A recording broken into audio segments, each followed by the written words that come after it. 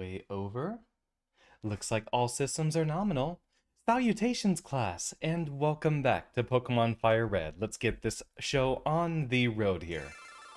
Where we last left off, we had just finished our trip into the SSN, and we are hopping our way onto the Vermilion City Gym Leader. I think we still need to teach one of our Pokemon Cut, so let's do that real quick.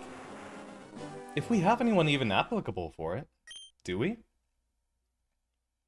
Previously on your quest, we departed the Pokemon fan club after getting a little bit of dialogue in there. That helped us get our bike voucher. We departed from the SSN, went back in, and defeated our rival, with only one Pokemon left. And then we departed the SSN for the last time. Now we are here, right in front of the Pokemon Center. We've got our nice little team going here, and I'm sure Diglett at least can use Cut. We might just be able to keep Diglett around as an HM buddy for at least Dig and Cut. Unfortunate, yeah. This is the only Mon on our team who can use Cut, so for a little bit, we're gonna have to keep with this. Badge count, we're currently at 2, and we're just about to get to 3. Well, Cut's gonna be slightly more powerful than Dig. Not Dig, Scratch. Salutations, class, and welcome back. The warmest welcomes to Mal, Marky, Storm, Kayla, Braun. Glad to see all of y'all here this evening. Yeah, we've kind of got a good set for everyone that we'd have here on the team.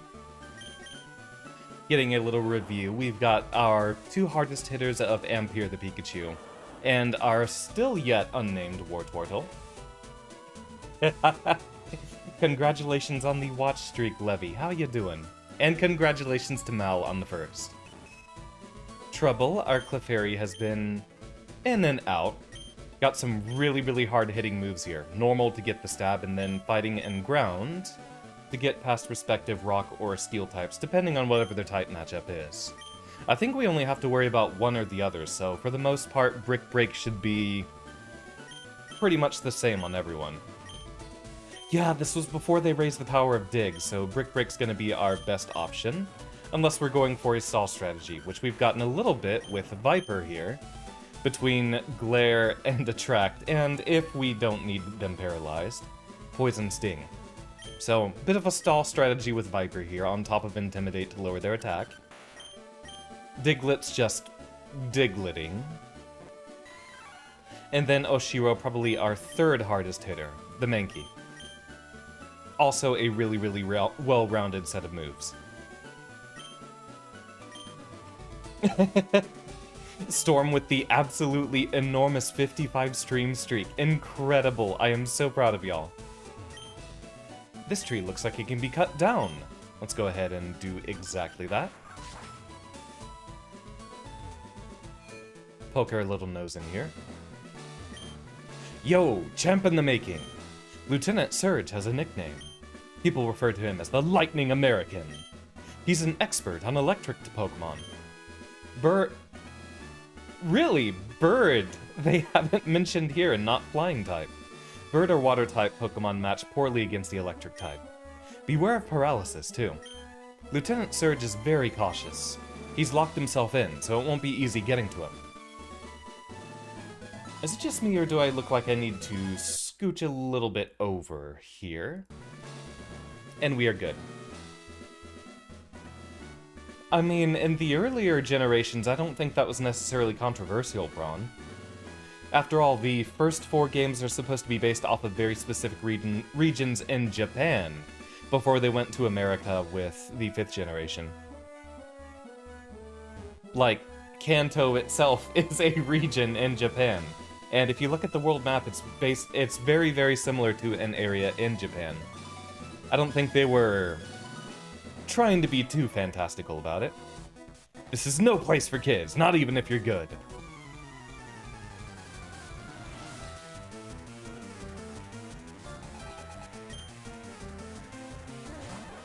Alright, Sailor Dwayne! Using very much a not Sailor type of squad here. We'll go ahead and slant. Not good.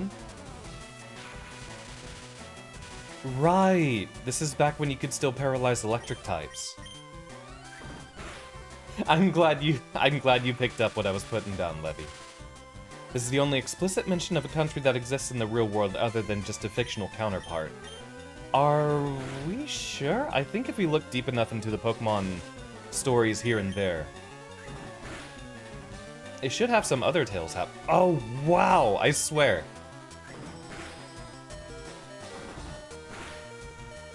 There we go. Get some high damage out there. We can probably, if we don't get the paralysis proc... Haha!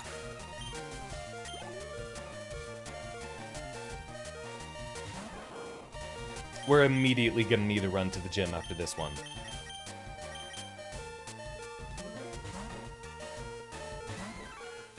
Let's try with... double team. This is gonna be a pain. We might not want to use our dig strategy in that case.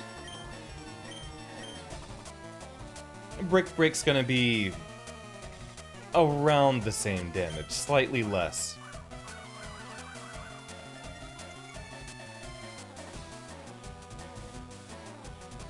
Yep, here we are back in very, very low accuracy territory.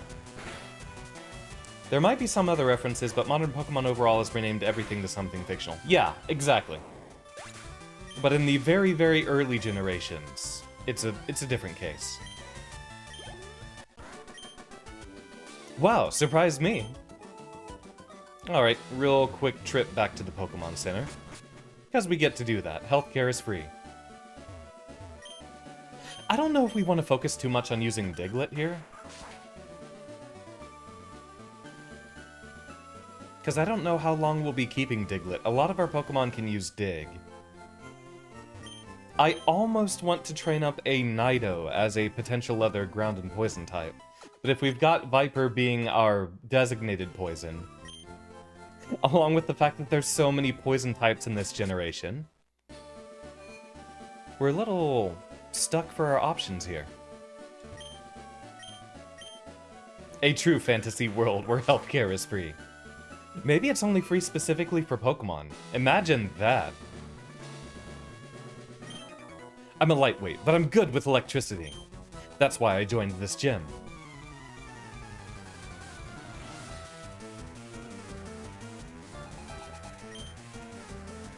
Engineer, huh? But his overworld sprite does not have the hard hat. I wonder if he wears it only when people walk up to him for a battle. Voltorb has a very, very high speed stat, and it's even more so with Electrode. So low paralysis should help up front.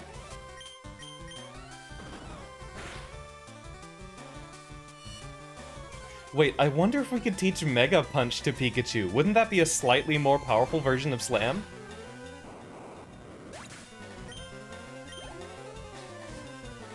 We could make it all the way back to Cerulean. This one's gonna be a problem.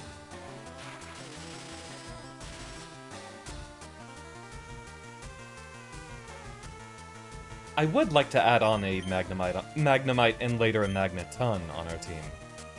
Shame we don't get Magnezone in this one. Oshiro, I think we can keep around for quite a while.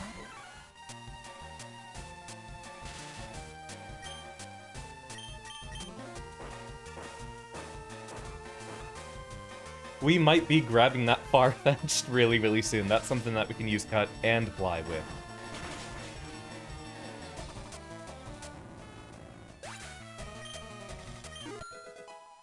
We've got an allegedly light schedule this week. It should just be now and then Friday where we have guaranteed streams. Some folks are going to be very, very happy that... Fried! We're fitting in our first Uma Musume stream this Friday. Speaking of fried, it's going to be on Friday.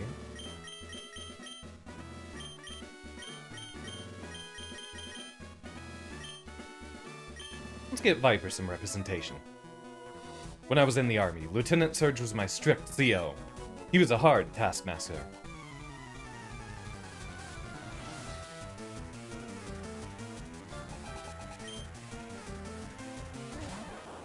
Peppermint tea is our choice for this evening.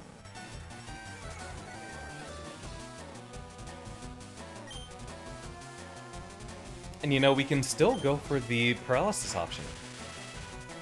I guess it's going to be the same for both of us.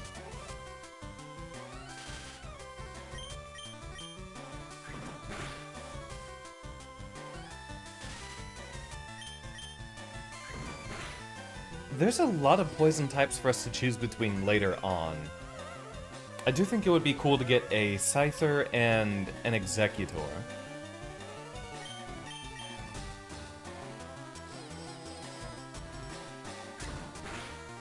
Which Pokemon games do y'all think have the most replay value? I feel like it could be Kanto or Unova, just because they both have a lot of Pokemon to pull from. At the same time, though, you get to pull from multiple different generations with the Gen 2, 3, and 4 games. Even if those individual regions are a little bit smaller, you get a lot of them to use. I think the dex is about the size of 200 in Generation 4, right?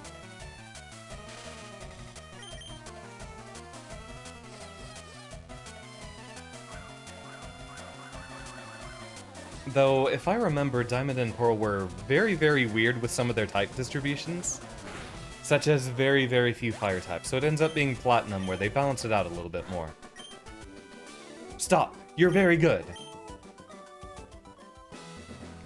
One of the reasons I like Unova so much is it does feel like a generation where they, well, obviously with it being a soft reboot, they tried to fulfill a lot of the roles of Generation 1 Pokemon. But this time around, they did have a larger group of types to work with and distributed them pretty well. You have a lot of different options for every type in that generation. I can't wait till we get to Black and White 1. That's my favorite Pokemon game of all time. And it's going to be enormously exciting to go through that. I might even run through it with the exact same team I did back in 2010 when it first released. Or was it 2011? One of those two. Nope, there's only trash here. So, for what I remember of the gimmick for this one, we've got 2 randomly assigned locks that we gotta pull here. And it's just gonna be a weird RNG puzzle. Because even if we go to this one again... Yep.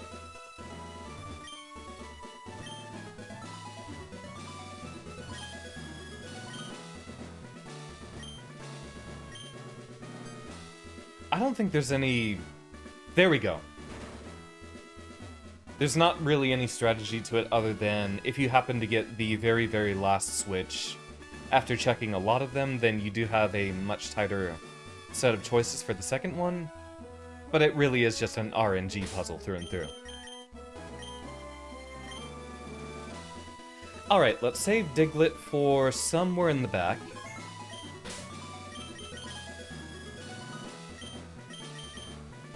We're really not going to want to use Wartortle unless we're back to the last Pokemon and have them paralyzed. Treble would be doing pretty well as well. Yeah. Let's start strong, though. Hey kid, what do you think you're doing here? You won't live long in combat, not with your puny power. I'll tell you, kid. Electric Pokemon saved me during the war. They zapped my enemies into paralysis. Same as I'll do to you. Could y'all imagine Pokemon in a war? I don't want to. This just seems so out of context.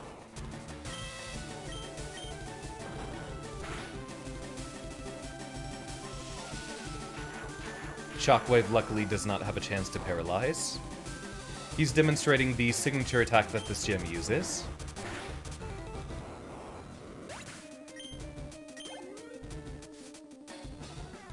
Usually...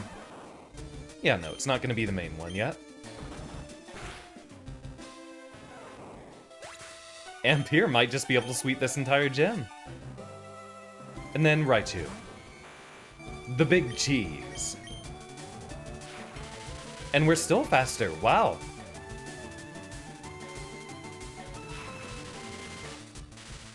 Okay, so with his best Pokemon paralyzed, that means basically every Pokemon on our team gets to go first. Oh, okay. Howdy, Nobo. How you doing this evening? Hopefully Twitch is done being weird. Last night you had a revelation of what song should actually chart for me. I look forward to it. I've got a bit more of an open schedule this week, but I've already gotten a couple of invitations for some other collabs. So you might end up being busy this weekend, possibly.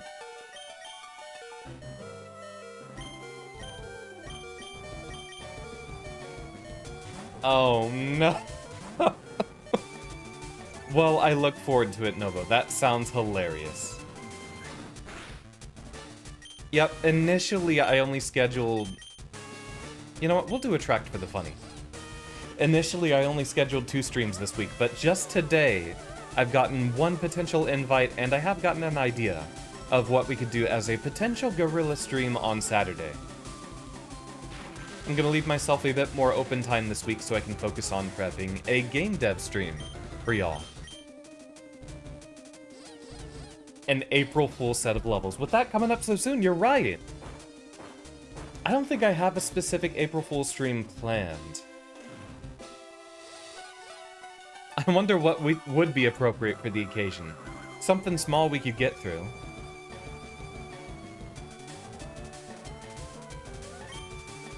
So, our only attacking option might not be the best, but we'll hope.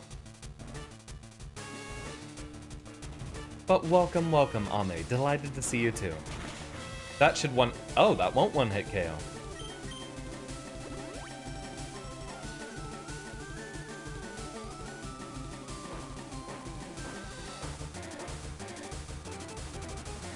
I'd like to see if we can go through using items pretty minimally mid-battle. Yeah, the double team's gonna be an issue. It's a shame that it was all over Gen 1.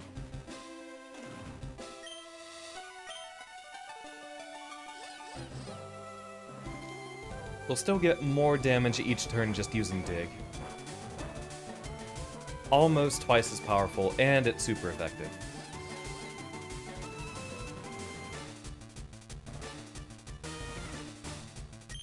Now the only issue is that this might give us some trouble with double team raising evasiveness.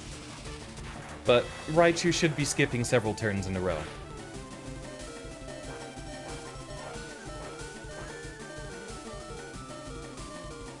As long as we don't have to suffer a paralysis turn, we should be alright.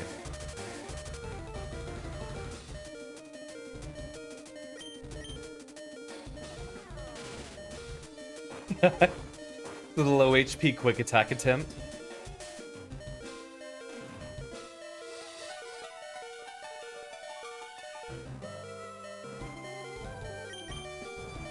When we get Toxic, that's probably going to be a better option on Viper, especially if we use Dig Stalling. Well, thank you for your service, Viper. Oshiro, do what you do best. Toxic like Yuri? I mean, Viper is very, very Yuri core. Named specifically after the Deadlock character. If you have any affinity for Pokemon, by the way, Novo, you are welcome to... Oh, wow!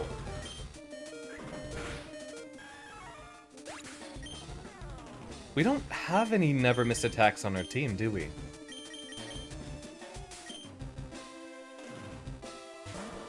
If anyone's gonna hit hard, it's gonna be Wartortle. There we go. And Confusion, let's go.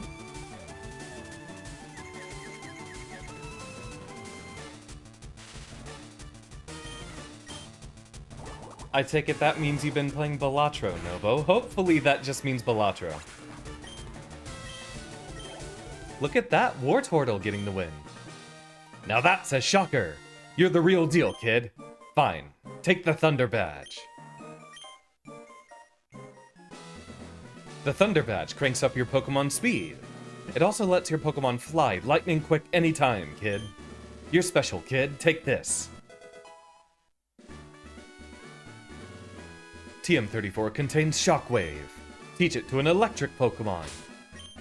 We might have a couple of other options too. Shockwave is a bit less prevalent than other electric attacks. I had a feeling Clefairy would have been able to do it.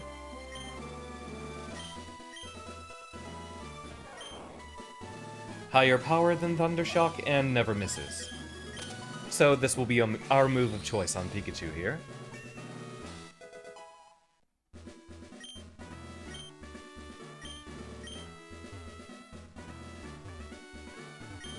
Phew, that match was electric! I love having the hype man there. Do you think he deserves the Token Spamton voice? Kind of sounding like a salesman hyping you up. Hey, hey, hey! You look like a very intelligent shopper! Would you like to purchase some advice for the upcoming gym battle? You managed to finish the level featuring your friend's sprite art in the original song. Aww! Well, I look forward to playing it soon, Nobo. It sounds like a blast. Alright, we got our third badge. We're still kind of left open to wander wherever the heck we want. I think we get to Lavender Town and then across to Celadon City next.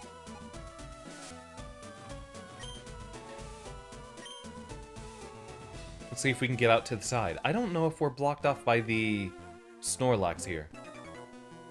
Oh, we still have quite a bit of training to do. I just became a trainer, but I think I can win.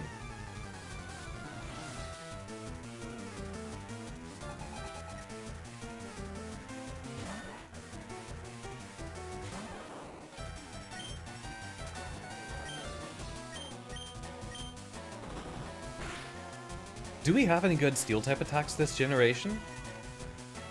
Like, Meteor Mash was on Metagross, but a Steel Wing is not a move that you can teach to something like a Magneton, for example.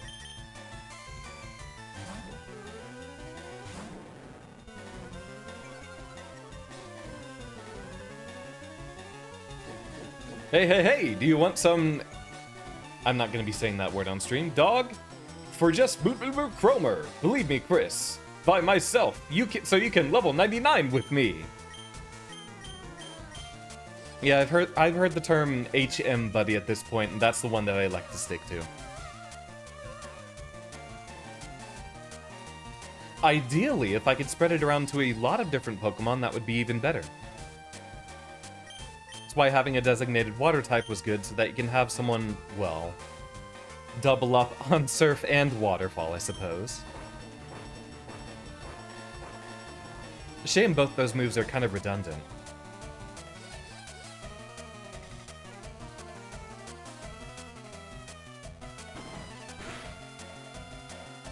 A good normal type for strength. Maybe we should go through with using the Snorlax. Snorlax is pretty good.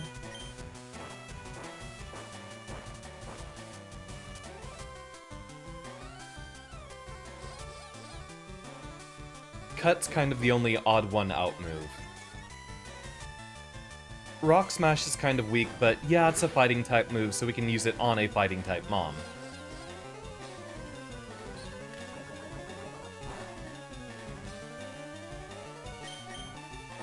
Which we might go for a Machop or a Machamp soon. One of the Hitmons wouldn't be bad either. By the strength and guidance of the Nine. I forgot Sandshrew has such high defense. Poison Sting's not very effective against ground types, is it?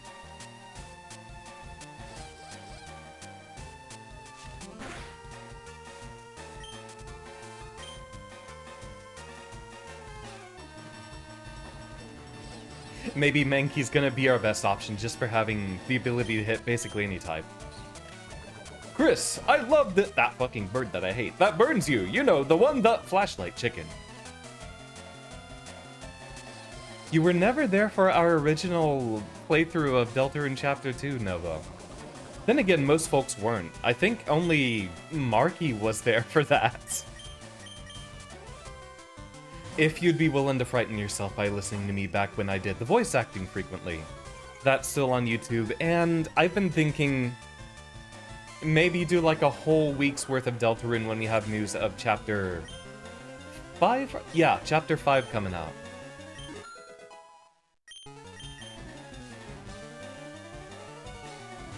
Another Mon already. It took so long to get through there. But we got Mega Punch.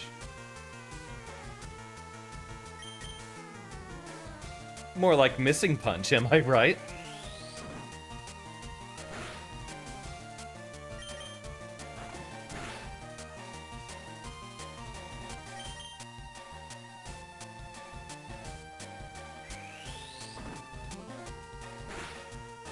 Perfect. My Pokemon couldn't win. Haven't they gone through enough? Oh, hey, look at that. No reason to hold back here. This is going to be a huge jump in... This is Viper getting her power spike. Congrats, girl.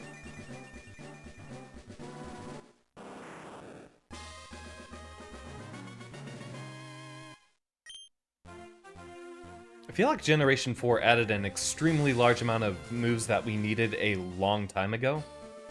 Like, Poison Fang was invented in Generation 4, and you'd think Bite someone and poison them is a move that would have been in from the beginning. Weird that we have Sludge Bomb this generation, but it's also very, very hard to get your hands on. What's up, Nobo? What's the something very, very unintelligent you gotta say? Let's put Oshiro in front. Pokemon Fred, how much did you miss? Welcome, Kahila. We had only one battle against Lieutenant Surge. That's the only thing you've missed so far. We've got our Lightning Badge, and we are on to figure out where the heck we're going next.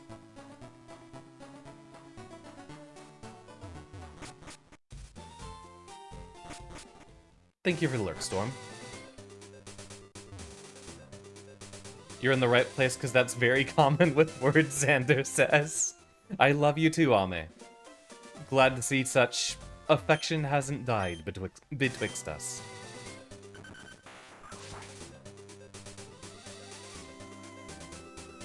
Oh, another one-way path it looks like. I kind of want to get... Well, we're not going to be cut off completely, so... I want to get to the power plant and pick up a Magnemite.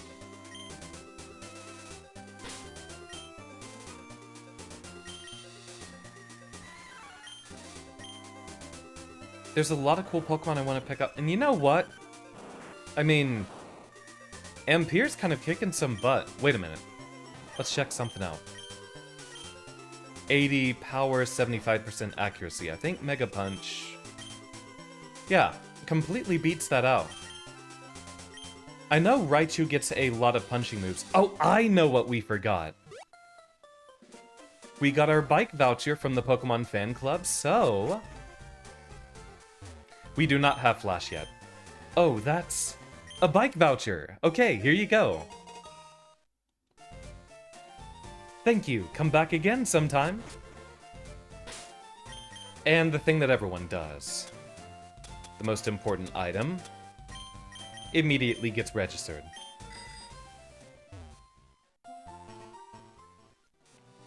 I forget if we... No, we can't get back to the tutors from here, right? We'd have to go all the way through Diglett Cave, if I remember correctly. Yeah, we're cut off at this patch of grass right here. I didn't even know we could find Mankey all the way out here.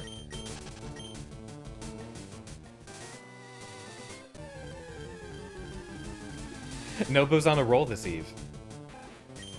Most important item is the Super Rod. Yeah, but you don't necessarily need to register that one. Or at least what I usually do is I'll register it right when I'm near a body of water.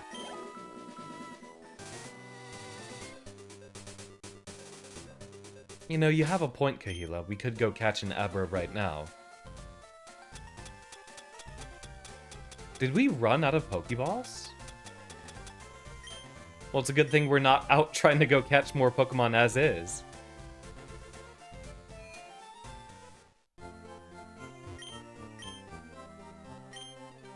Yeah, Oshira was a name recommendation from Kahila, I believe.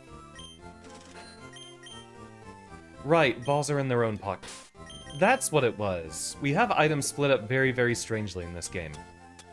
Okay, well, we can still use plenty of Pokeballs as is.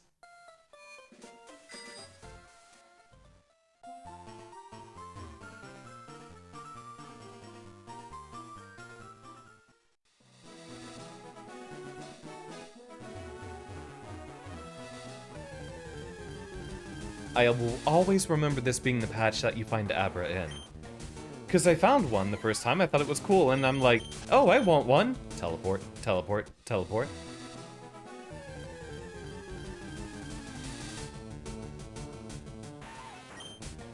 I don't think our catching chances are going to be that much of an issue.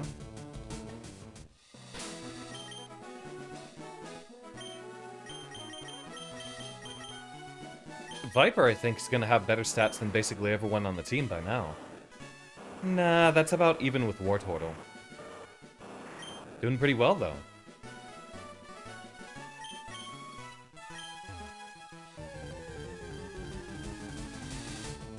I don't know how good we'd be at just throwing a Pokeball on the very, very first turn.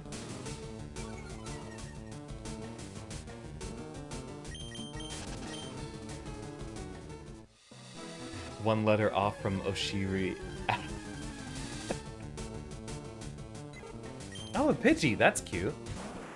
Well, we don't have one of those yet either.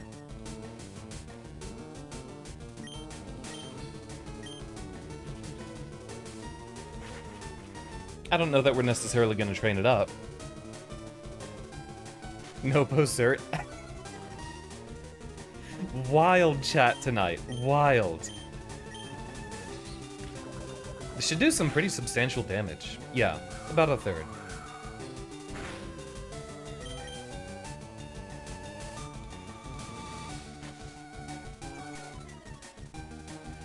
Yeah, the best joke I know with my name ends up being everyone... Well, if you abbreviate it to Zan... Well... No, I don't think you get to make an ass joke with my name. There's nowhere to fit it in. Xander? I barely know her. Pidgey does not like to fight. It hides in tall grass and so on, foraging for food such as small bugs.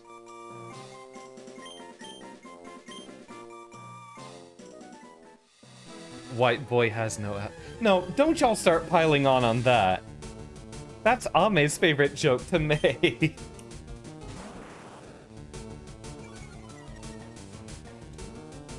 I see it's turning into Bully Xander night. I didn't even know we could find Bellsprout up here.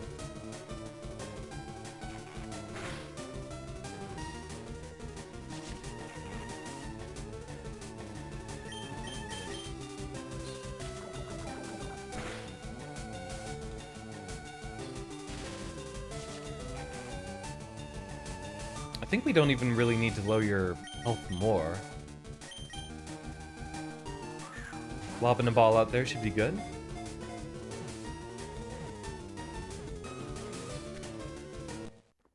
I love it when we can bully back and forth, Ame. That's why I love playing fighting games. Its bud looks like a human face. Because of the bud, it is rumored to be a type of legendary mandrake plant.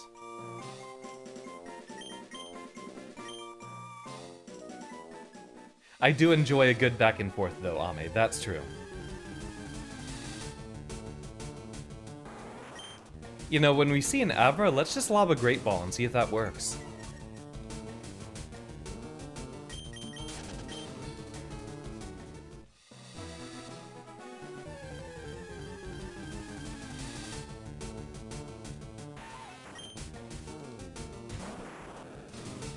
Do we have any dual-type fighting types in this generation? Because I'd like to have a fighting type on our team, but I can think of The Hitmons, Primate, Machamp.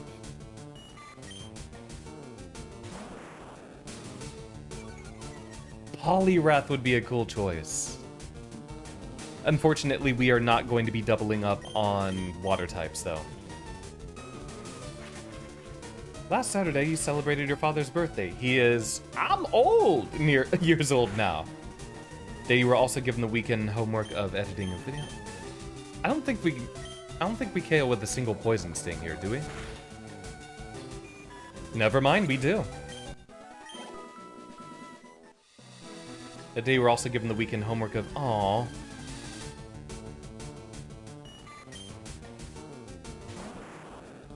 Well, hopefully you got more fun things waiting for you soon, Novo.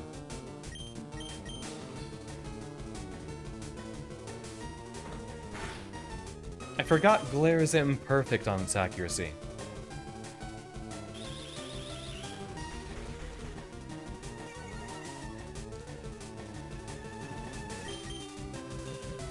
I'm also already out of tea, and we're not quite yet to our first hour. There we go. Speed run a few catches. We've got a lot of catching up to do. Catching up to do. Yeah, eventually they brought it up in line with Thunderwave. Very thirsty today. It is covered with a green skin. When it grows, it sheds the skin, covers itself with silk, and becomes a cocoon.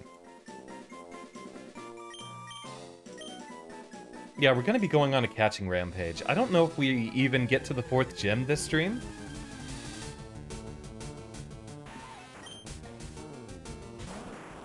You know, with them already being level 7, that's pretty high up there.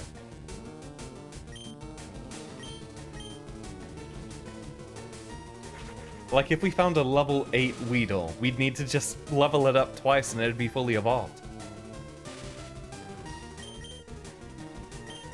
I mean, in order, shouldn't it be, the Grass-type gem?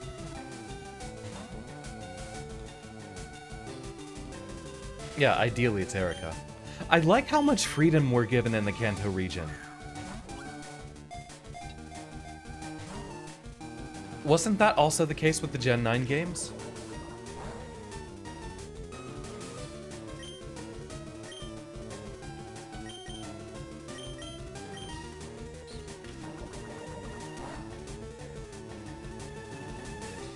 Level 50 Muck jump scare. Go for another Poison Sting, hope it's not a crit. Alright, keep searching.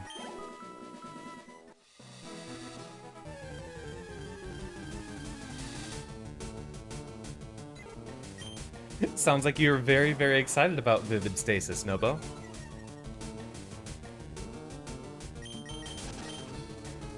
It'll be very, very soon where I start my Silk Song playthrough, since that's been demanded for a long time now. Really, Oddish as well.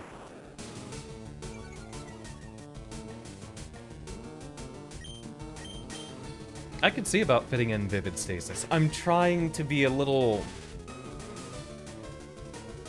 less densely packed on my stream schedule. More Monkey Island when I can fit that in anytime, y'all. I'm just in that state right now of, wow, I have a lot of good options.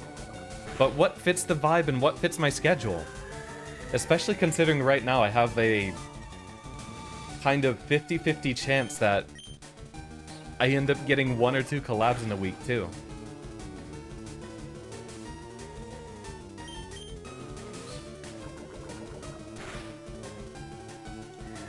Because initially I didn't have any plans for Wednesday, and now I have friends in the other group chat asking me, hey, do we want to deadlock again on Wednesday?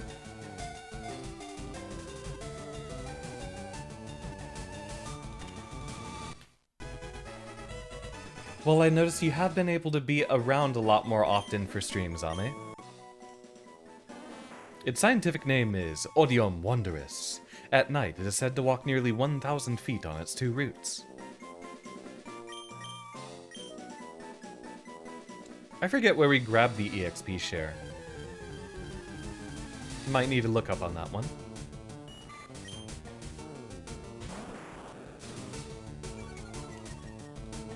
Got an audition named an Evenish.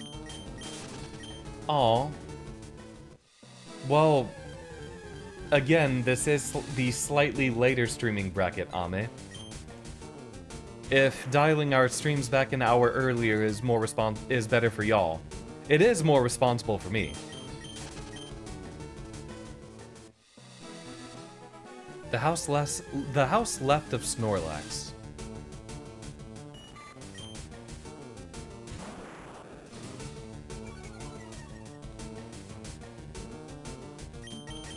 Yeah, I mean, my sleep schedule is messed up.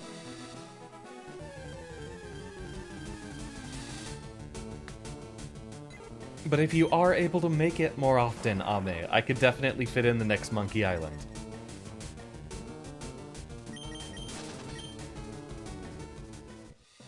We still haven't found a single Abra. Where the heck?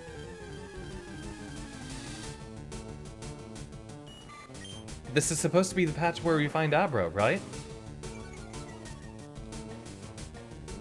To be fair, Nova, we are playing the Kanto games, which is going to be a very, very long, grindy session.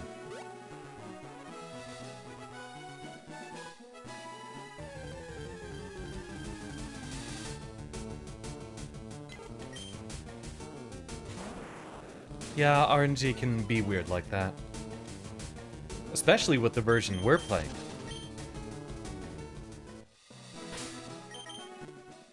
Have we seen Abra yet?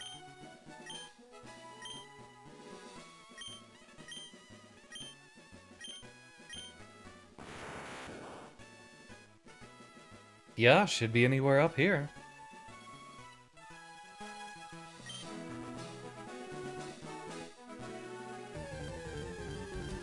Ralts is supposed to be rare Pokemon to your understanding. On the 3 Emerald save files, you have always managed to get her first or second try. I mean, it's not like rare. But I think it is one of the less common ones compared to the birds and such you find in the area.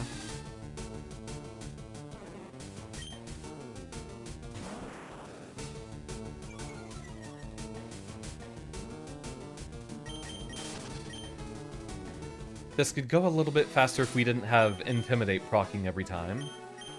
And if we're trying the strategy of just throwing out a Pokeball on the very first turn.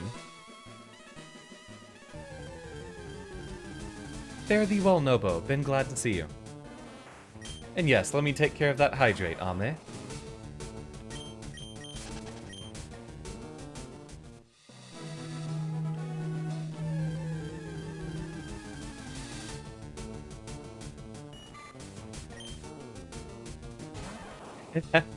It's a good one, Nobo.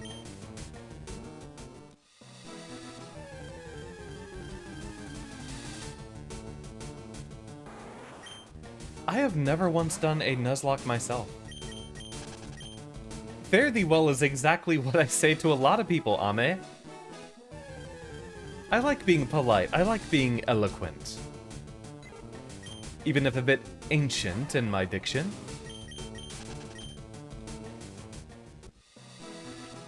Y'all already know I'm old.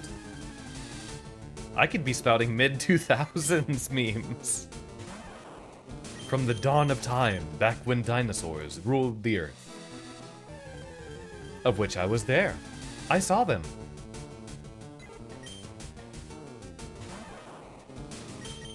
Did you know there's secretly a nerd fossil that you can find in this game? You get a Xander if you revive that one.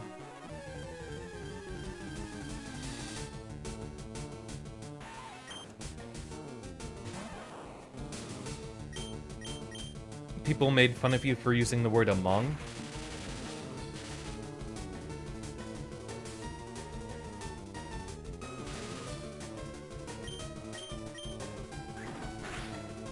Nah, I wasn't... Oh, come on! I wasn't casting Meteor like Sephiroth. I was the one who made sure that all your base happened to belong to us. At least we found another Weedle. Level 8 would be perfect. You know, let's just paralyze it.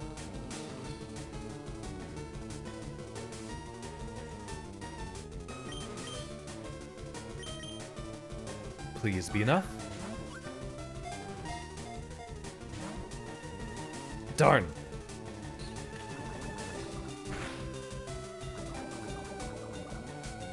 Well, can't stick Empire out here now. Man, I love riding around in Pokemon. I wish bikes were real.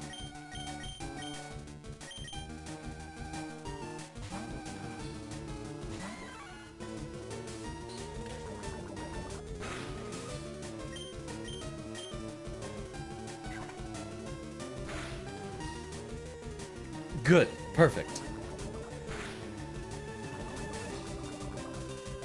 I swear that move feels like it has a 30% chance.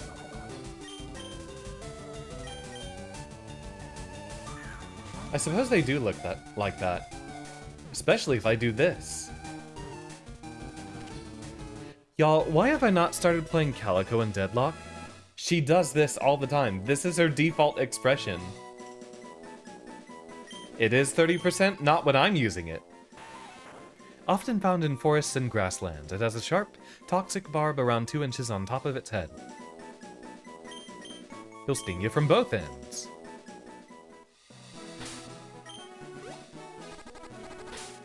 Did we grab any antidotes before we left? Nope. There's a reason Clodsire made run Poison Sting in Gen 9 OU. Do you not have any other 30% chance to proc? I feel like there's other moves that have that chance, though I guess Clodsire doesn't learn them. Is that just to get around Taunt? Or to let it use an Assault Vest? Ah. Wait, does Poison Sting not count as an attack? Okay. Does Poison Sting not count as physical contact?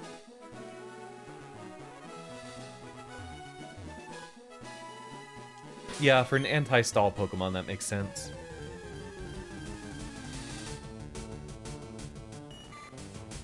And not a single Abra has yet been found. It's Pokédex 20, right? Okay, owned 17.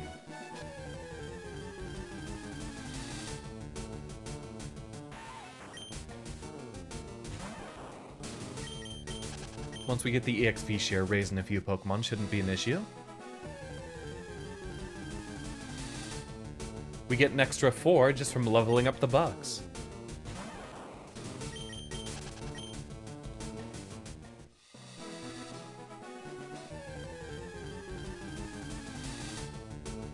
You never find Wild Mr. Mime either, do you? Not in this game, right? Pressing select in the Pokédex string? I'm getting nothing.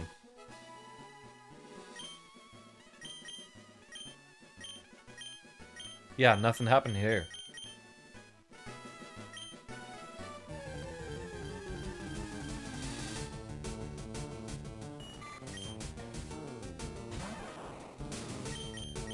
I forget how you get Jinx. You actually get Jinx from, like, trading? It's been so long.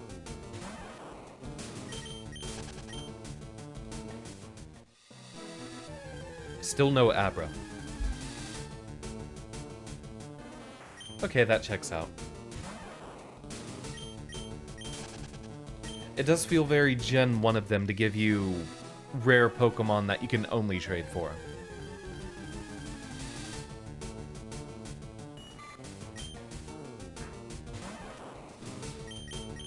And there were a lot of that in the first generation. Lapras, Eevee, the Hitmons.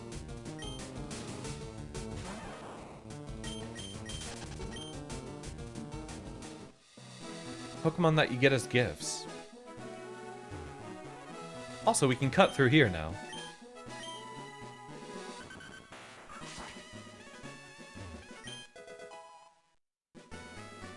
Secret Power is the one that changes depending on terrain, right?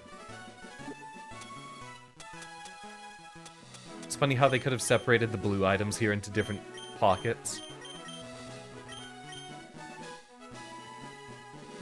Anyone can learn it, but who gets the most benefit?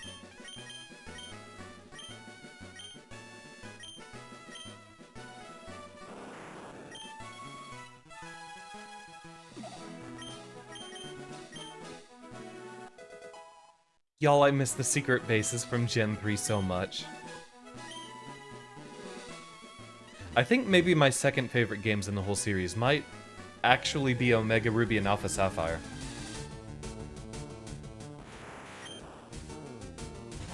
Finally, here we go, and... high hopes, because I'm only gonna do this trick once.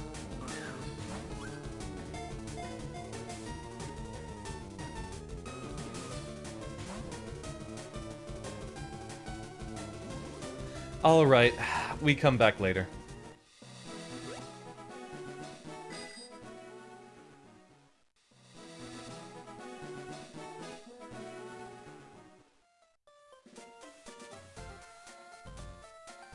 So I think we might want to focus on... let's get Butterfree up so we can use Sleep Powder. Meaning turn Caterpie into a Butterfree.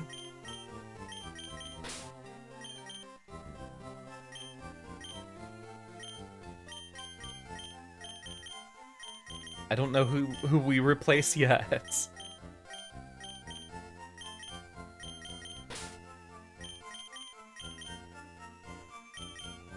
I like Trouble, though. Can Weedle use Cut? That's my question. We will need Cut a lot right now.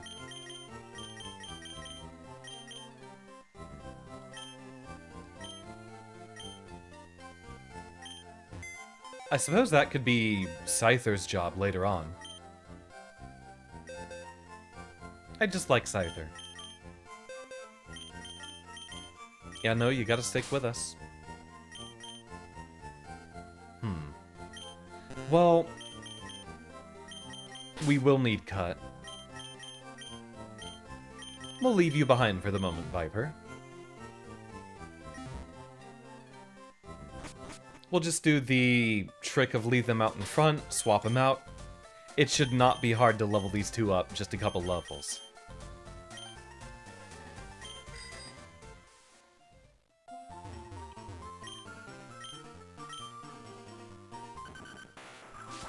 Actually, we got strong trainers up here too, so might as well make use of them. We should have a way to get back around. You have Pokemon with you. You're mine.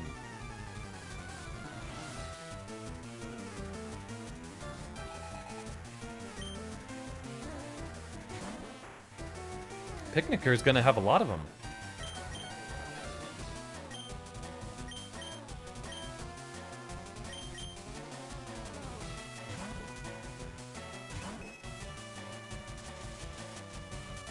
Drat. Those powder moves are very prevalent in this generation.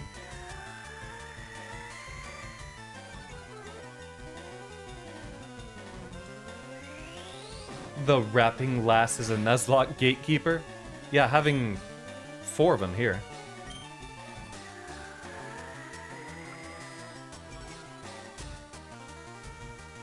Basically a gym fight all her own.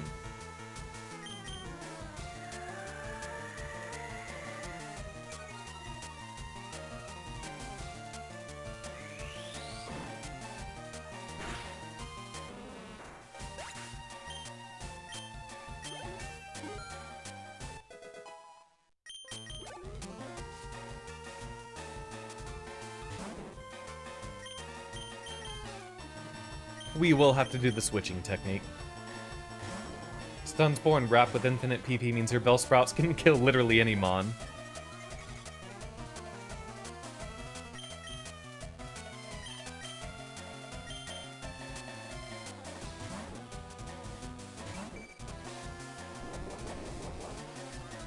When was it that enemy trainers started having... or, well, in Gen 1, that's right.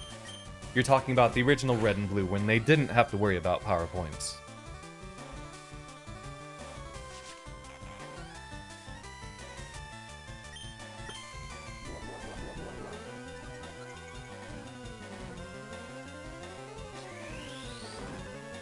Yeah, Bellsprout eventually does develop a taste for fabulous purple-haired gentlemen.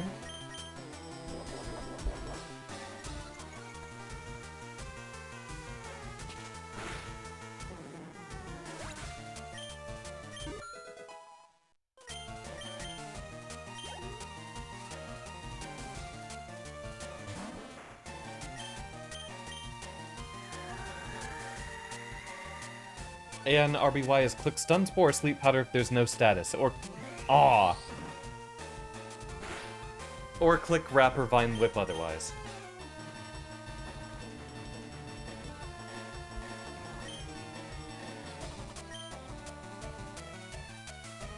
I mean, you could make it a while true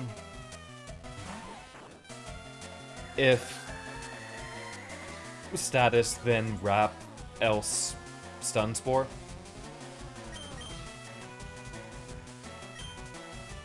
Wait, we don't necessarily want Weedle to level up again.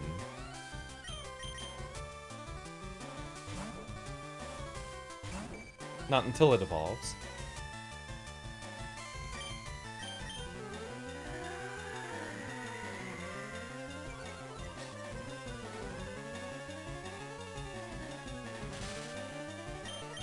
That's a whole lot of do-nothing moves.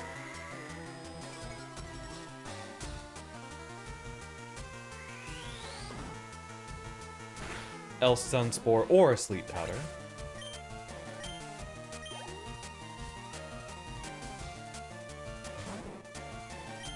And with Wrap being that much scarier in Gen 1. Whose bright idea was it to make it Stunlock enemies?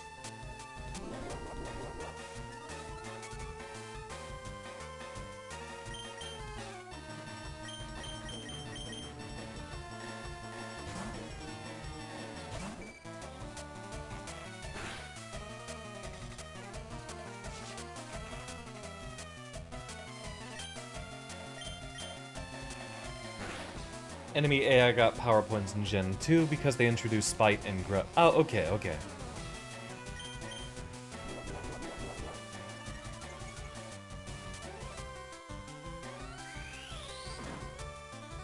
A lot of important moves got added in Gen 2 and 4, it feels like.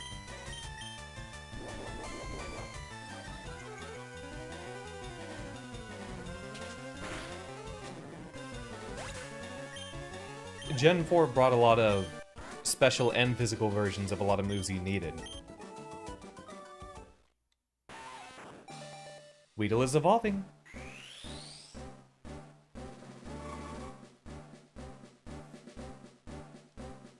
Is it any worse than having Pound, Gust, and Karate Chop be normal type of... Karate Chop was normal? Also, how would Gust be normal?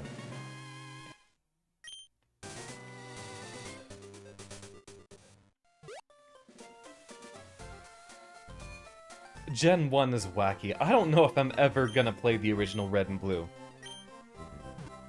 So much of my legacy knowledge would not apply to those games. This is probably the closest y'all will get.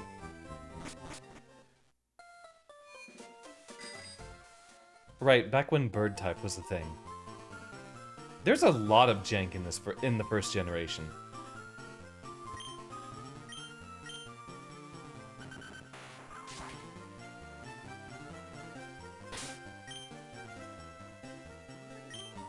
Yep, same thing.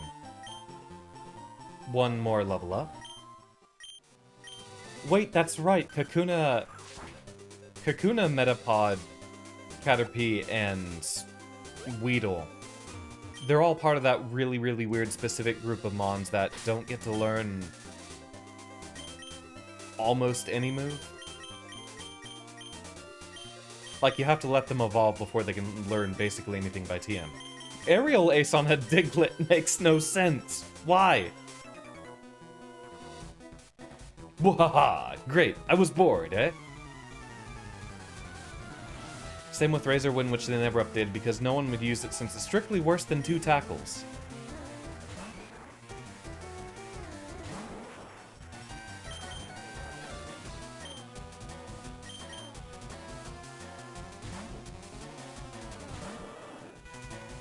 Okay, bad localization? Is it something more like a Swift Strike kind of deal? Swift Unsheath, okay.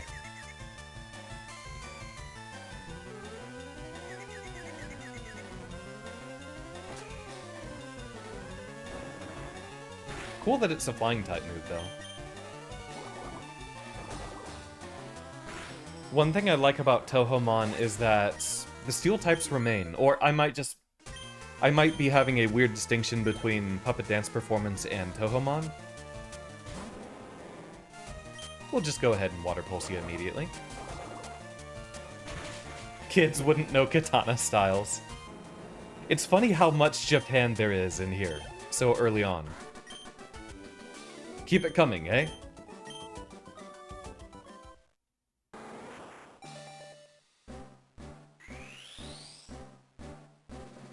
It's a flying type because in Japanese it's called Swallow's Tail Unsheath. Okay, okay. It's a pun.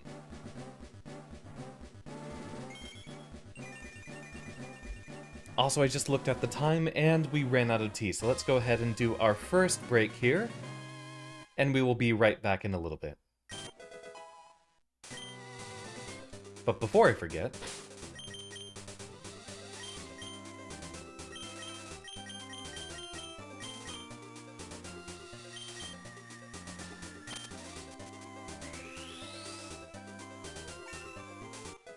unsheath the blade downwards, then strike upwards. Okay. I see it, I see it.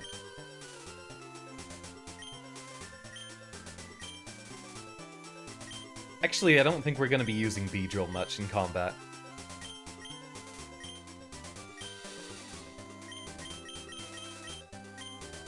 Alright, break time real quick, y'all. See y'all in just a few.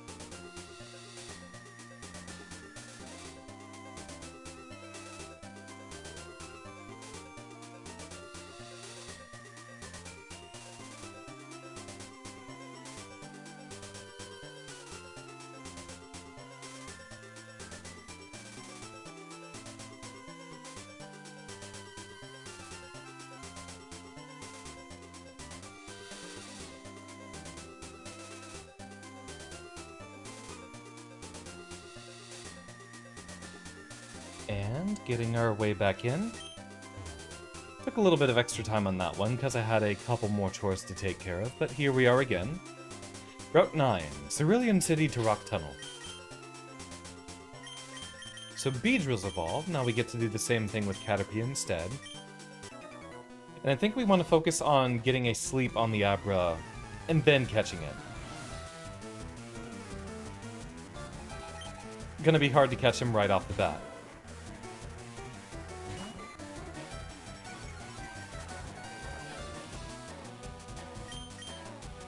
Pretty strong Growlithe you got there.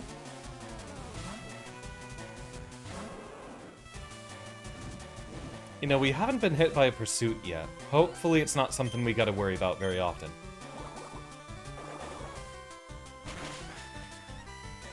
But it is a very, very common move for Mons to learn in Generation 3, for what I remember.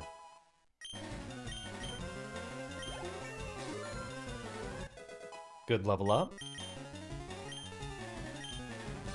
Rapid Spin the Goat. And altogether... Bind, Wrap, Leech Seed, and Spikes. For that low power, yeah, we'll have it replace Tackle, but it's not gonna mean much.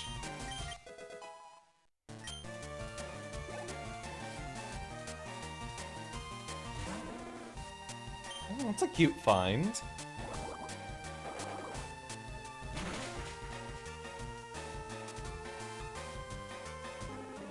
I do like that we still very occasionally see the starters here and there. Out like a light!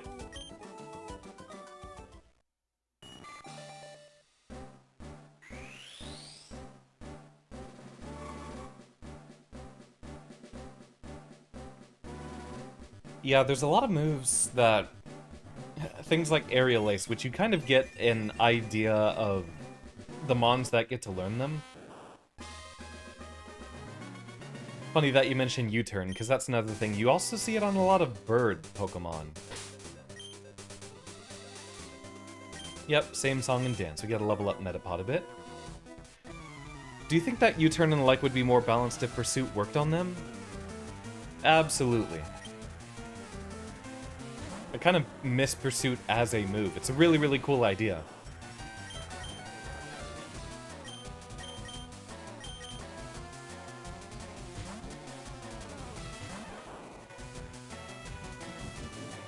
Beedrill is a pretty cool design. I'm glad they did eventually give it a Mega.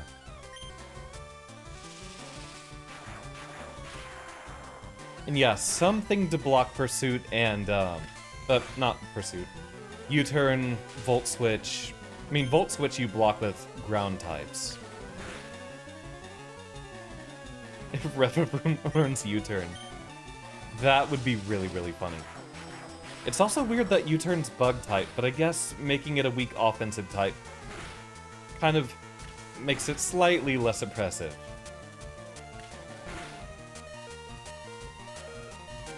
Beedrill stands like Soul Bad Guy, all stanced up like that?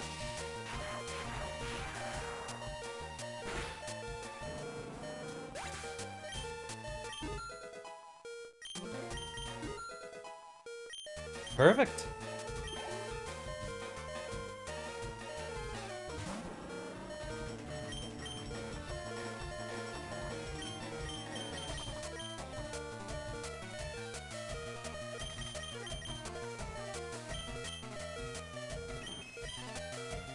None of you have any rock-type moves. I guess anyone can kind of work here.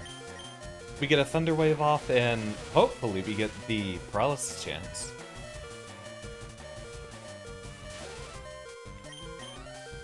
Yeah, now we can just swap off to anyone, and high hopes.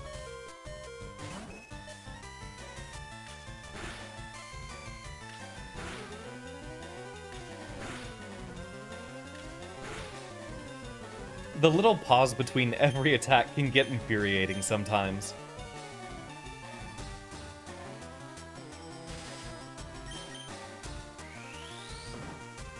We get quite a few nothing turns in here and there. Paralysis chance, a lot of moves having imperfect accuracy. Just turns into a stare down.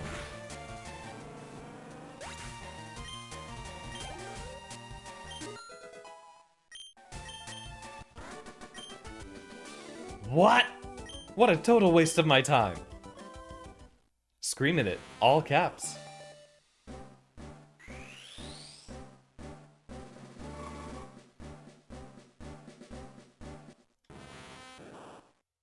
I was mashing A and B to skip through the cutscene like I'm doing with every other time I'm talking to someone, and I completely forgot that that's what that does. Oh well, we do another level then. Or, you know what? I'm not gonna remember this later in the game.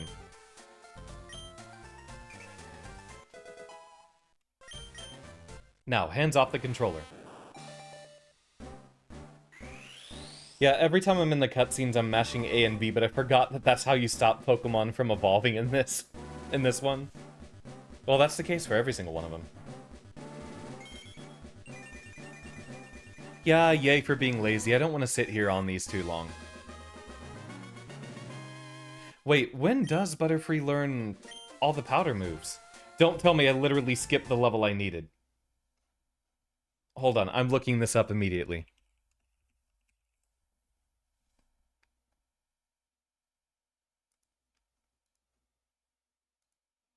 Did me being lazy end up causing a bit of an issue here?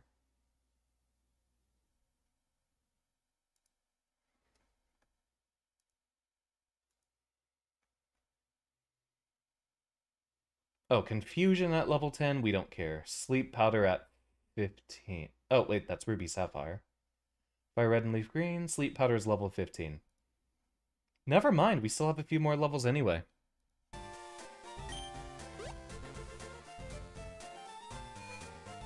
ADHD check. Yeah, I'm stimming by mashing buttons. That's what I'm doing. Now, he said it was 20 for the EXP share, right? We should be eligible for that by now.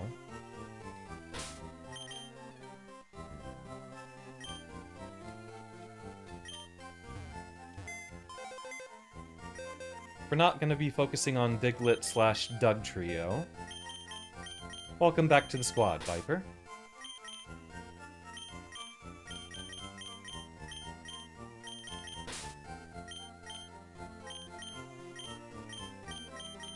Yeah, we definitely need a good Mon that's also a good HM user. Someone we give cut to.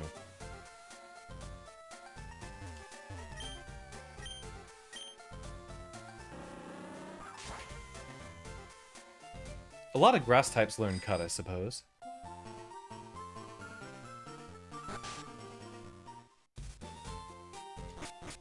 Between Execute and Scyther, that's quite a ways before we get either of them. EXP share is 50? Oh, goodness. Wait. So what are we doing over here, then? That is quite a ways away. I remember getting it much earlier. Alright, it's gonna be quite a bit of a long path to be able to spread EXP like that, then. We might want to keep Diglett back just because we'd have a stronger cut user.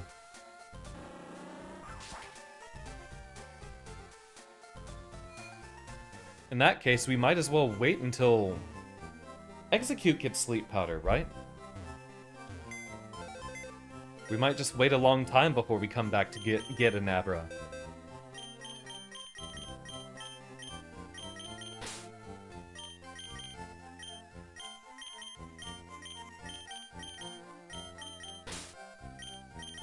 Yeah, reassemble the squad.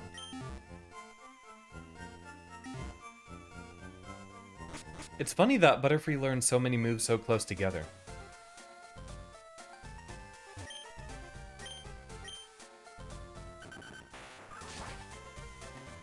We have to go get Flash as well, and I forget where that is. Was that the one off the road going right from Vermilion?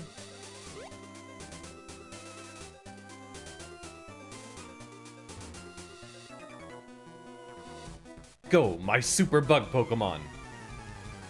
Hold down the neutral.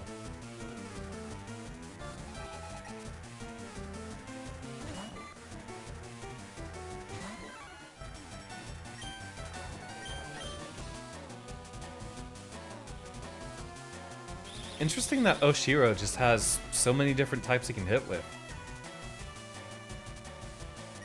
And then Rock Tomb just doesn't really have the accuracy to keep up. Ah, just past Diglett Cave. Okay.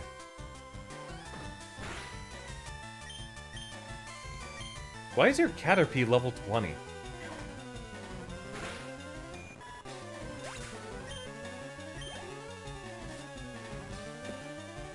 Let that thing evolve, seriously.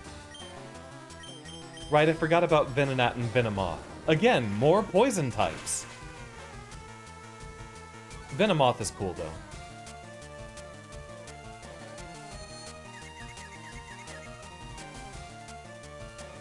Always liked Venonat's design, too.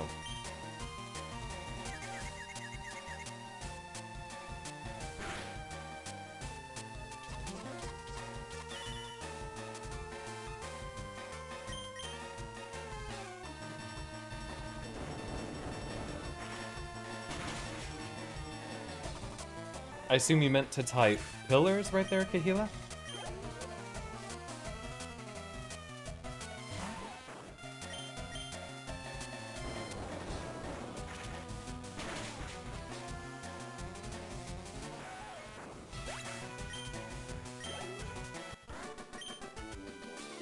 My bugs.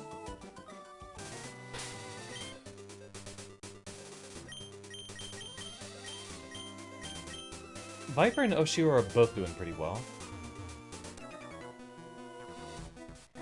I'm taking the rock tunnel to go to Lavender.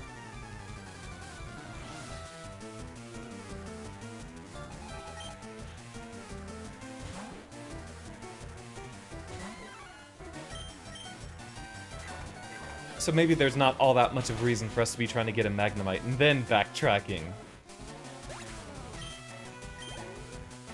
Alright, I guess down to Vermilion we go first.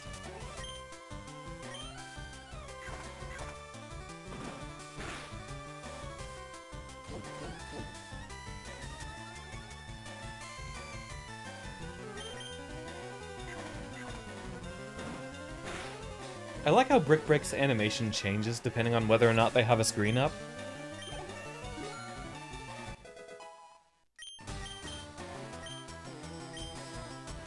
Focus energy is cute, but it doesn't help us.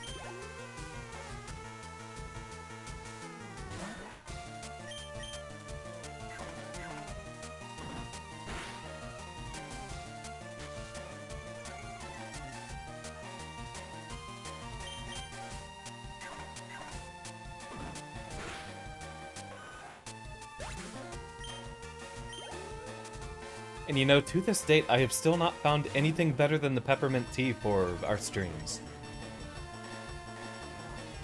Chamomile's a pretty close second.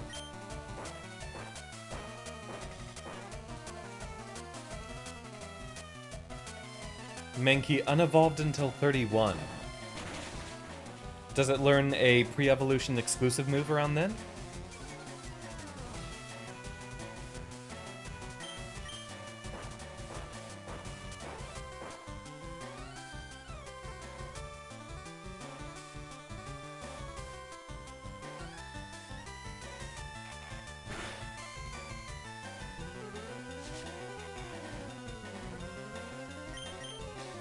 What Pokemons even get, or what Pokemon even get Cross Chop in this generation?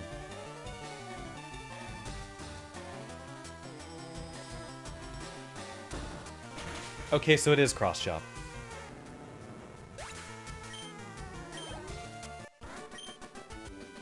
Can't measure up. Yeah, Vermilion first, then we can backtrack all the way over here.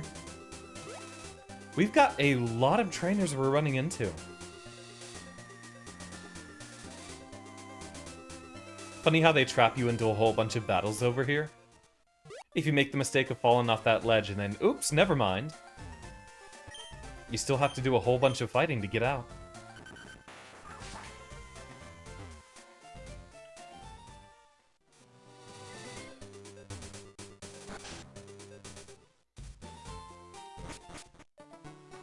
Magmar, Electabuzz, Machamp. Okay, but which of them learn that by leveling up? Isn't that an egg move on most of them?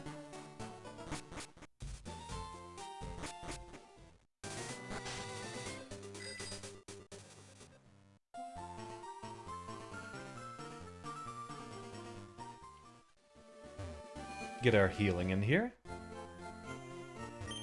We are going to be stuck around here for a while.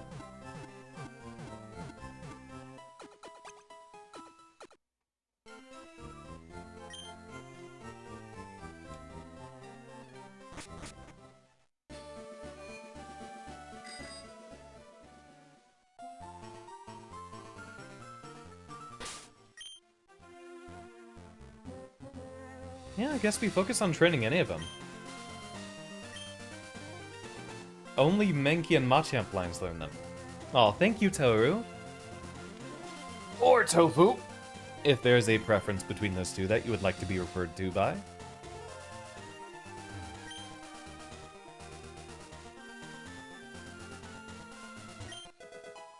Lots of trainers to be found here, too. Competition! I can't get enough.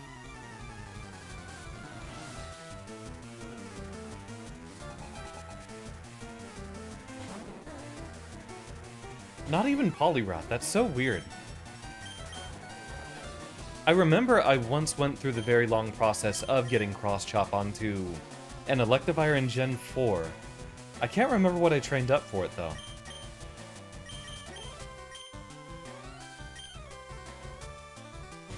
Gotten used to Tofu, but prefer Toru. Okay, yeah, because I know Fuse always refers to you as Tofu.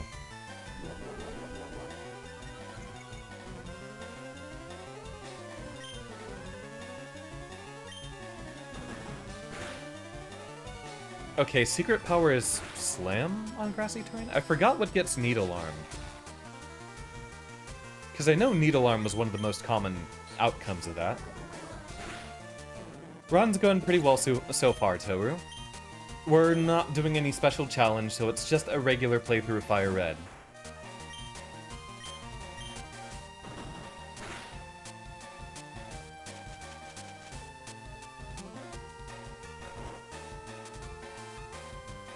You had to change your name for the same reasons because people kept calling you Worship. I don't get why people don't understand the context of things. Oh, Body Slam, okay. Well, hey, free Body Slam. That's a really good move to have. The challenge is keeping up with chat. Well, we'll have some pretty good times here and there. Y'all will be super dense with the chat at some times when you're making puns about the word ass, but then others not so much. Watch out for live wires.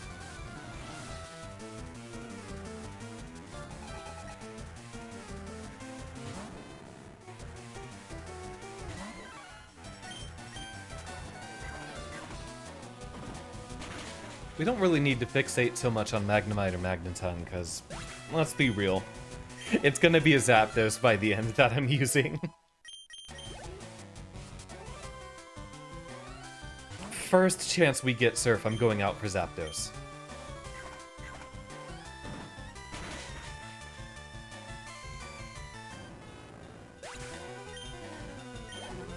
People are very weird about names, yeah.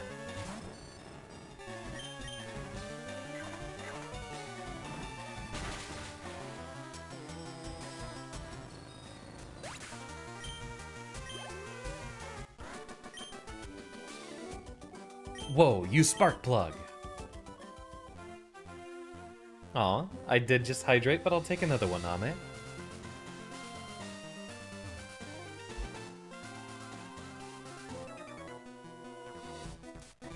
They add like 7 L's. Well, that's what... Oh no, Ame. Alright, alright.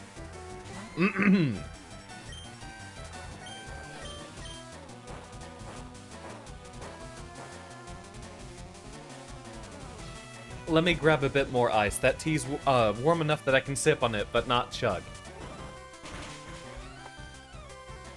So I need to make that a bit more tolerable. Send out the next mon, and I will speed run while our animations are playing. Go!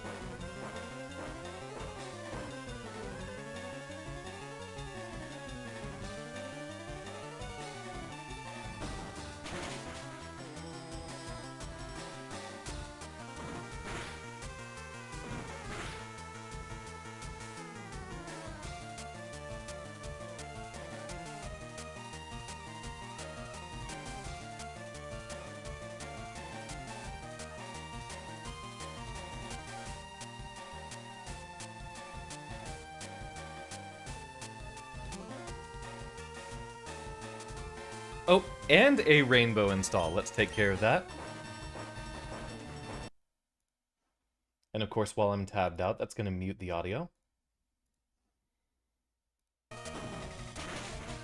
Klahia kahila lahika kakila kalila kalia. And I'm surprised no one's just calling you Kaki.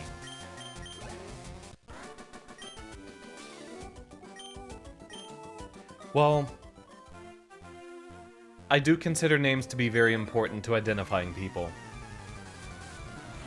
I have a lot of friends whose names are very, very important to them, so I try my best to get as close of the correct pronunciation as my American accent can afford. And I try to get that read correctly the first time. You suppose they think the H is silent. Weird. Alright. Time to drown. Oh, the ice hasn't melted yet. Give me a second.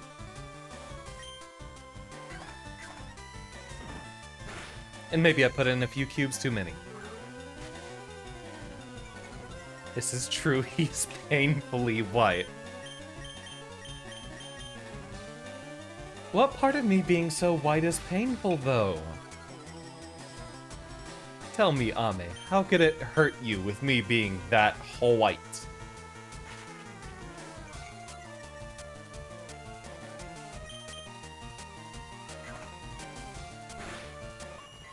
I know it's a joke, love. Acha! Didn't go my way.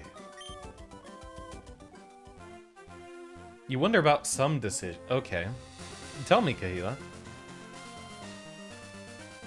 You need sunglasses to look at. Okay, so it's just the usual playful teasing we got going on.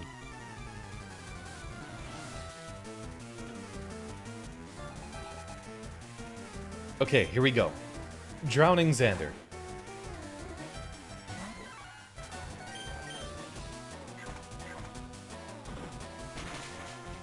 And that is really messing up my model because of the camera not knowing what to look at.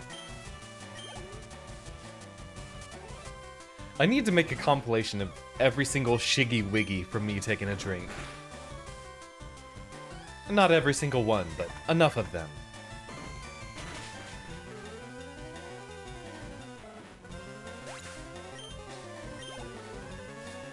What makes anyone see Seadra as seeking and think, yeah, this is okay to put this after Gem 5 when you can already have Blastoise, Gyarados, Starmie, Golduck, or Poliwrath?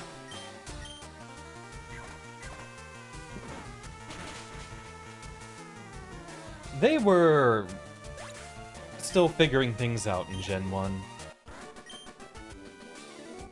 I can forgive them for some of the weirdness. Hey, hey! I have never won before.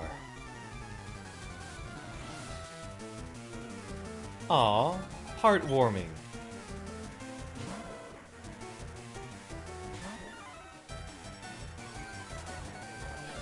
Seal Krabby and Cloyster when you already have Lapras by then? I suppose at that point it's just for completeness. Aw, here's your hug, Storm. And fine, I guess I'll have to brew another pot of tea.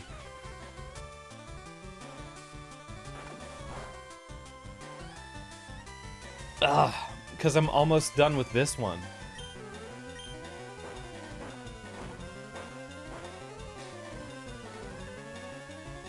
To be fair, Cloyster is also kind of a defensive beefcake. I think YouTube held that one. It's showing up. Hold on.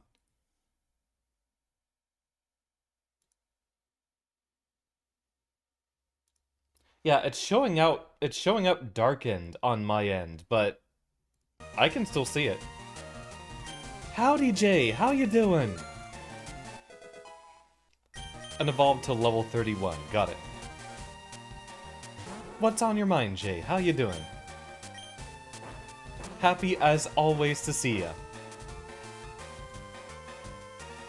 And I will take that stretch, Storm, and check my posture. What's your stream schedule and your usual available days, Jay? I saw this coming. Just got home from work. I've been having a really, really good day, really chill. Careful, I'm laying down some cables out here in the middle of the road. Pokemon is a stream that all my friends love to be around for, so I'm always happy to stream it. Well, the reason I'm asking, Jay, I think I might be busy this weekend and potentially next weekend. But I would be glad to set up a time that I could stream with you and Chief. And we could get some, wind blown out of the way. I saw that they were playing it a week or two ago. Wahaha, I have never lost. Yeah, it'd still be a few weeks away, but anything. Kinda wish Misty would have been later, because her team would have been cool with, like, Cloyster and Seadra added. Yeah, isn't it just Staryu and Starmie? Some of the choices are weird.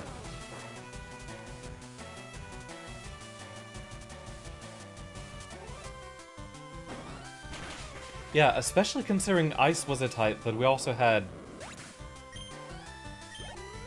Like, you had Articuno, the legendary, and then every other Ice type was also a water type, right? Also, great training session, Oshiro. Famous Ice-type Pokemon Slowbro.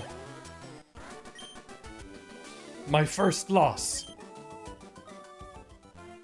I feel like they gotta design these generations from the top down. Start by giving yourself a slot for every important trainer to occupy, and then design mons around it. I have forgotten about Jinx. And to be fair, so has the Pokemon Company. Where's our Jinx evolution? We got Electivire and Magmortar and never anything else.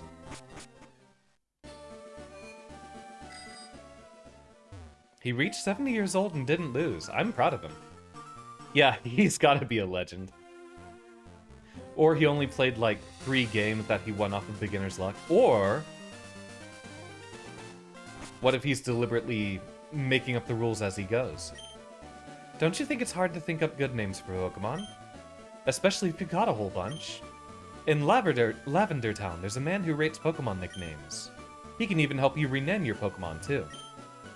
If you're aiming to reach Lavender Town, take Rock Tunnel. You can get to Rock Tunnel from Cerulean City. I'm looking for the Pokemon Nidorino. Wanna trade one for my Nidorina? Once we have one. Hi, remember me? I'm one of Professor Oak's aides. If your Pokédex has complete data on 30 species, I'm supposed to get you a reward. With the Item Finder. Have you gathered data on at least 30 kinds? I'm going to lie and say yes. Only 21. Let's see what the binoculars have to show. A big Pokemon is asleep on a road. To get to Lavender Town from Cerulean City, Rock Tunnel appears to be a good route to take. But we, allegedly, need Flash to get through there. A Pokemon is sprawled out in a deep and comfortable slumber. And we can't just, you know, climb around the fence. So, officially, we've reached the point in which we're blocked off over here. We gotta find the HM for Flash. We don't technically need it, but I will respect the intended progression. Hope it's a Machoke. Damn, Jay! I think Pokemon can be good or bad. Depends on the trainer. There are wicked people who will use Pokemon for criminal acts. Team Rocket traffics in rare Pokemon, for example. They also abandon Pokemon that they consider unpopular or useless. That's the sort of horrid people they are, Team Rocket. Still no Great Balls yet. Yeah, we can still use a couple of Super Potions. Team Rocket could have set up a system where they fly you over the Snorlax with Spearows. Just scamming you out of your money. Oh, hello, Xander. How are you doing? It's me, one of Professor Oak's aides. Did you meet the other aide? He had a package from Professor Oak for you, Xander. He said he'd look for you around Route 2. If you're in the Route 2 area, please look for him.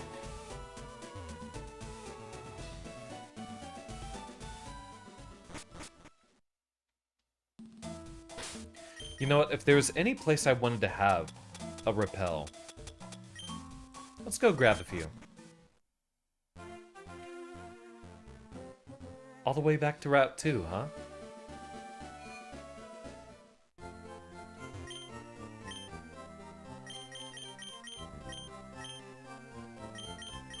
You know what?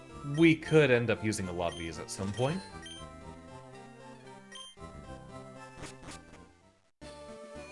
A 100 steps. I forgot how weak these were.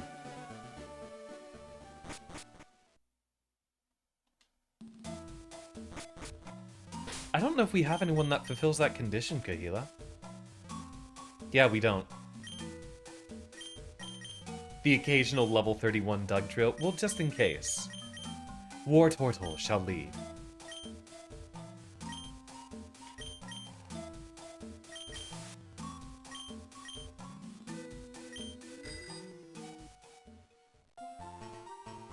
I always felt like the cave music in the Kanto game specifically was super ominous. Like, especially getting to Rock Tunnel.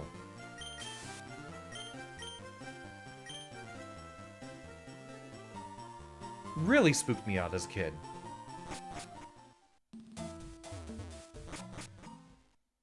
Not so much that music track right there.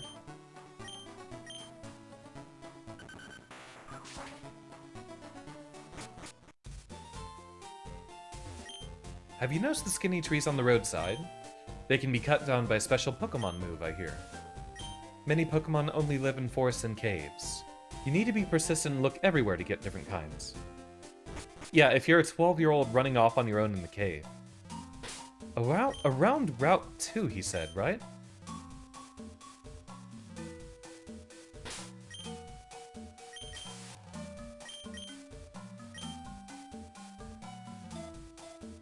Oh! Cool and completely irrelevant find.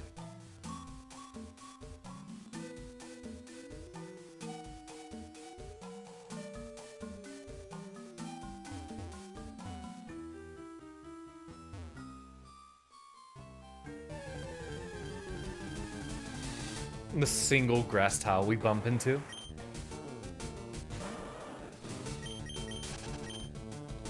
I have been having such a blast with this. I think we can add Pokemon back into the regular rotation. No, so he's not here either.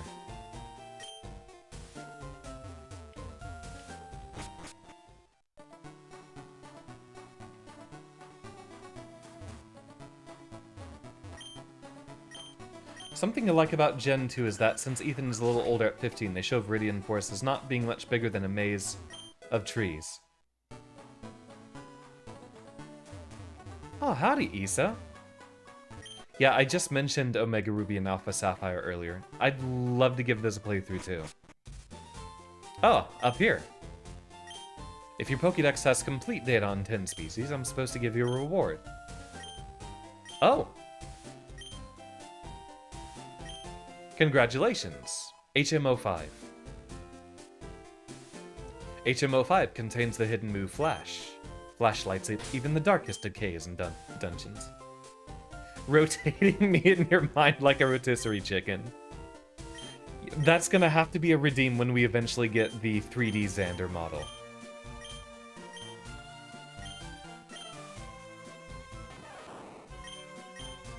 I kind of like the roster that you got here. Let's do Flash on Treble instead.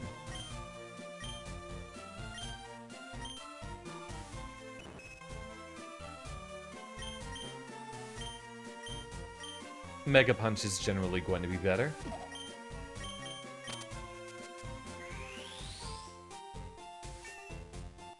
Yeah, let me know what Pokemon games are on y'all's minds most. I might even just do longer, kind of unplanned Vide streams with them. Because these have been great so far, but only doing them for the 3 hours at a time. It'll be a while before we get through a lot of these games. We stopped doing the Pokemon streams for quite a while. trouble hitting the Miku Miku beam post to use flash. There's still a few trees back here that we can use. I do like the weird sort of Metroidvania backtracking we got here. Like, we can come all the way back to Viridian City. Now that we've got cut, things are going to be a lot different.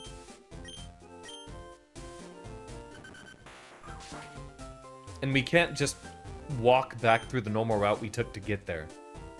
Ugh, I must have dozed off in the sun. I had this weird dream about a drowsy eating my dream. And I learned how to eat dreams. Ooh, this is too spooky. Let me teach it to a Pokemon so I can forget about it.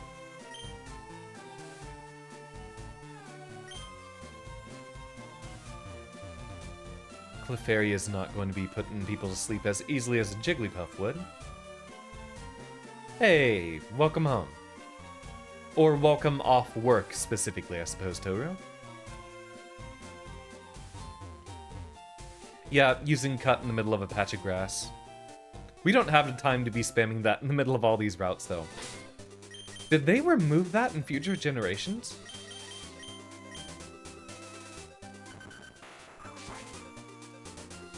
Because I don't remember seeing it that often in the future.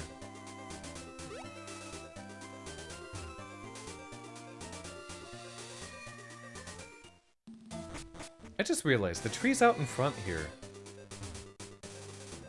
Is this the only spot where we see those? Aren't those normally only in the Hoenn region? These specific tree sprites.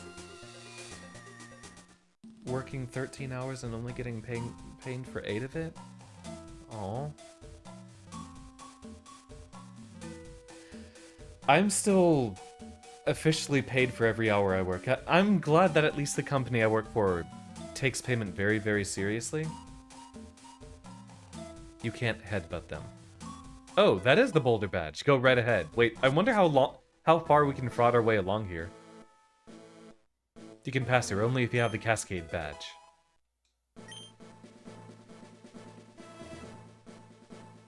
You can pass here only if you have the Thunder badge. No patches of wild grass.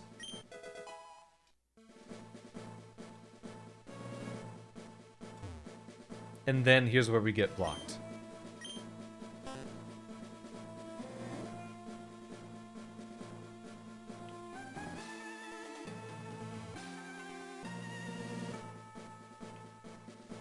Very Ruby Sapphire core kind of trumpets. If you're going to be an evil corporation, you better pay your employees properly. You don't want to get closed down for something petty like that.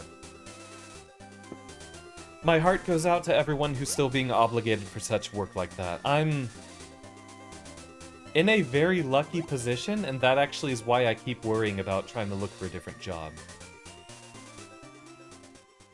Maybe I could tolerate my job just fine if it had a later set of hours? Because I've told y'all, I'm doing a 4 AM job, and that's really the only thing that's wrong in my life right now, is the fact that I'm not working a job that properly uses my skill set. Don't think the postal Aw, yeah, okay. That's gonna especially cause some trouble there. Y'all do need way more pay.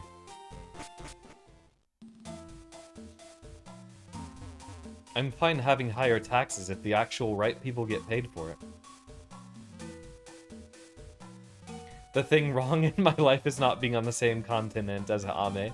Okay, well, have we fought? Okay, no, we haven't. We have fought you. I think we fought everyone in Viridian Forest. So, if I had a better job, that would allow me to fix all the other problems in my life. Not like not being on the same continent as Ame.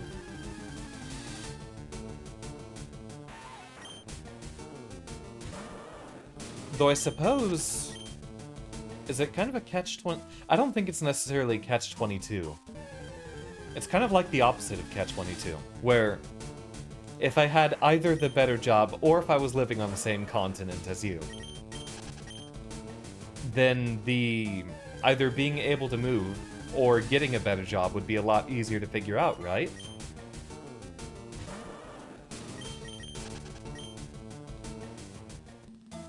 I'd still eventually have to switch jobs to move over there. Or move somewhere.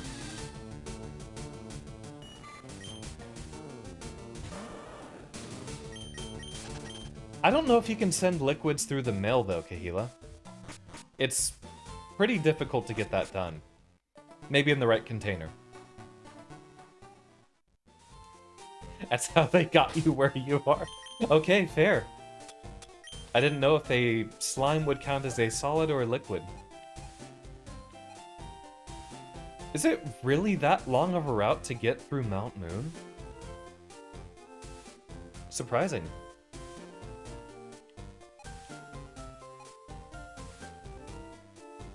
Also, the fact that Diglett's Cave gets us that far with that little space. The Kanto region is small. Yeah, faster than anything is going to be backtracking through Diglett's Cave right here. Which I'm wondering why this one doesn't require flash.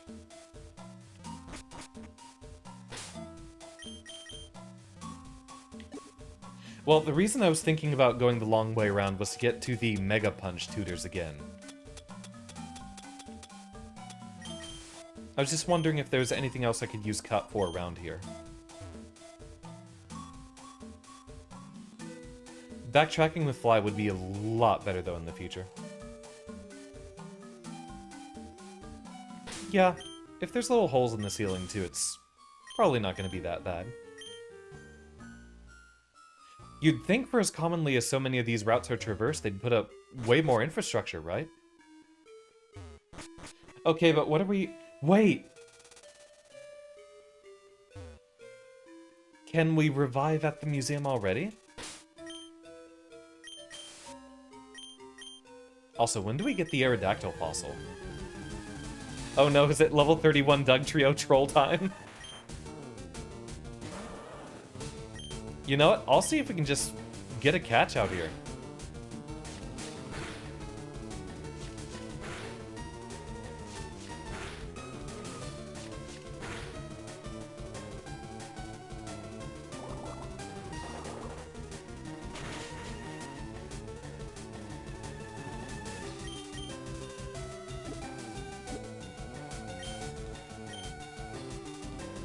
Weird idea, but let's see if it works.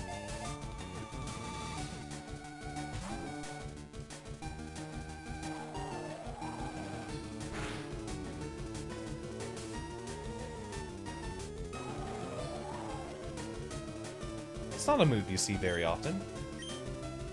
Yeah, like Sand Tomb and Rock Blast you don't see very much of either. Yeah, Bite should do the remainder.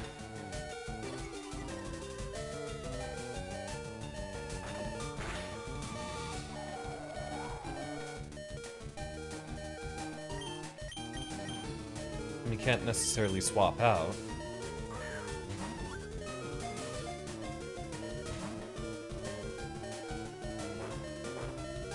Yeah, but I remember originally I never saw it before getting to the Sevi Isles.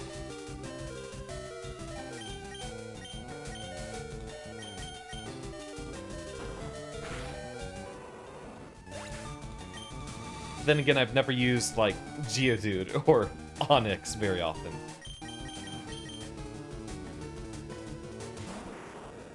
Get that Paralysis out there, Viper, and the Intimidate.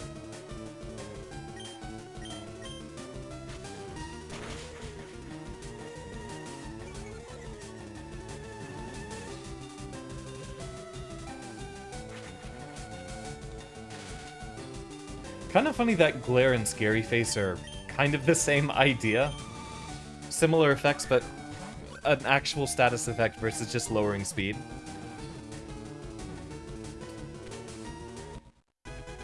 I'll take it!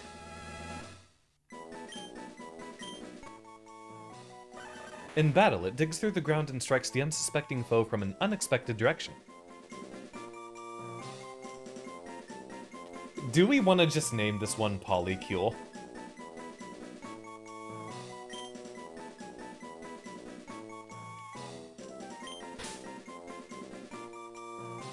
Wait. I know what we name this one unless someone overrides with a better suggestion.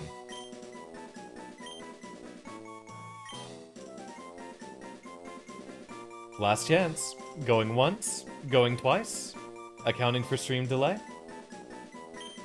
And the name raider's coming up very soon.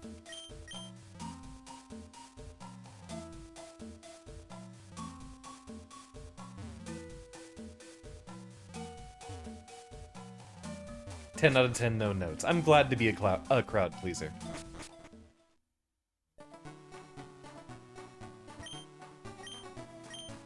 Perfect timing on that rappel as well. Sorry, Diglett, you're about to get replaced.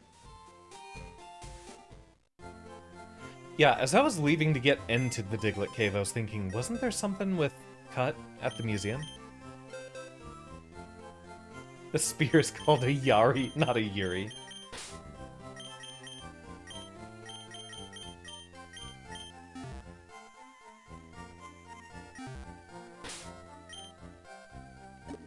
What's the most ROM-hacked Pokemon game, I wonder?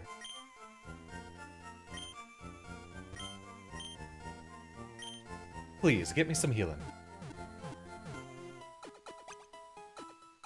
I feel like it's FireRed, just because everyone loves the Kanto region so much. I have been wanting to queue up a lot more ROM hacks here and there. Funny enough, I found my friend was playing I believe it's a Gen 8 demake, which seems like super exciting. And yeah, it's ported all over onto FireRed. Dig's a great choice. You know, Emerald makes much more sense. It's got a lot more mechanics to use as well.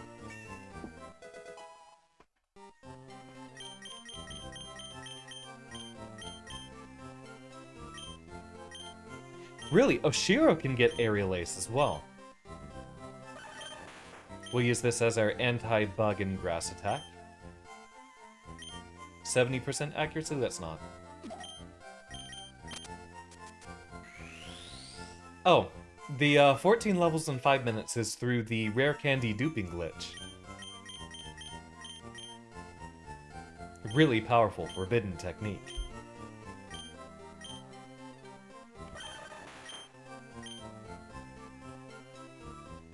Mud Slap's a pretty mean move to have at the beginning of the game, too.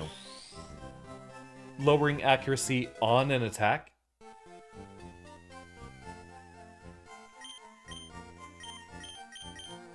Yeah, that should be good for everyone.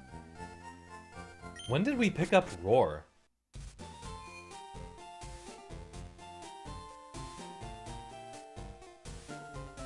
Yeah, there's a cut tree off to the side.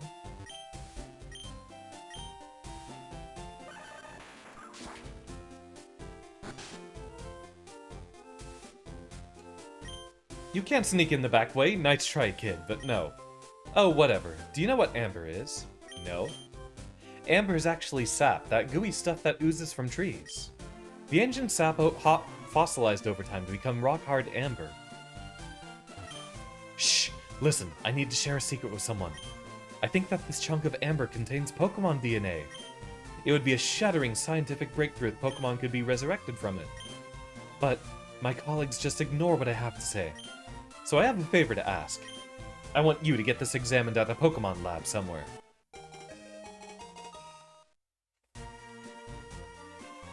So good in comp and so bad in game.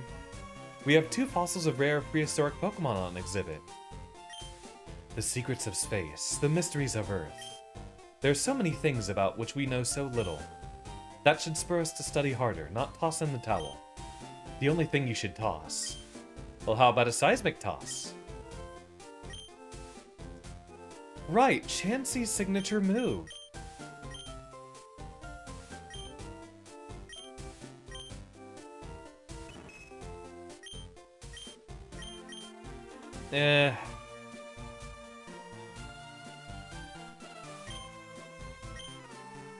There's not that many Mons that get to use it better.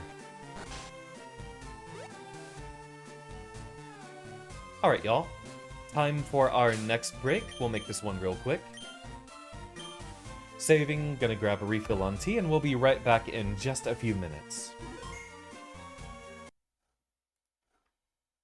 Let that go again. Tab back in, and see y'all in a few.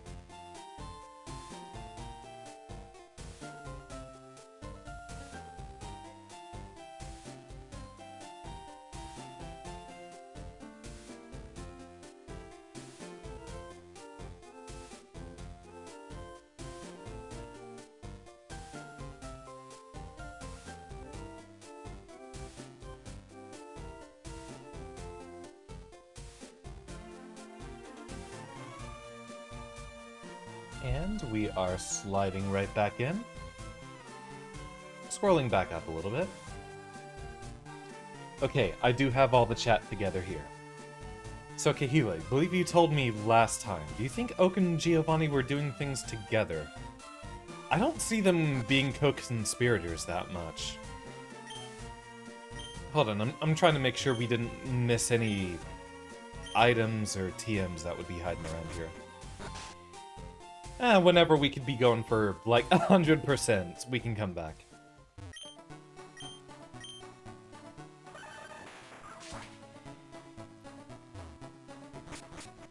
You heard the theory that that's the reason Giovanni only acts when Oak gives a kid a new Pokédex. So they get a more heroic adventure.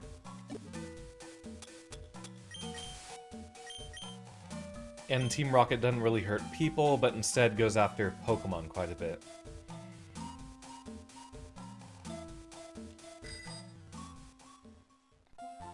Guess Slowpokes feel very little pain about it. I suppose, yeah, that might be a little bit... That might be more towards making it more inconspicuous. That'd be my theory. I feel like with a lot of how the tonal changes in the first generation go, I do legitimately see Team Rocket being an actual crime group. An actual crime syndicate. Okay, the aid vanished. I guess he does just pop in there specifically to let us know that we can have Flash. So now we can make our way over to Rock Tunnel.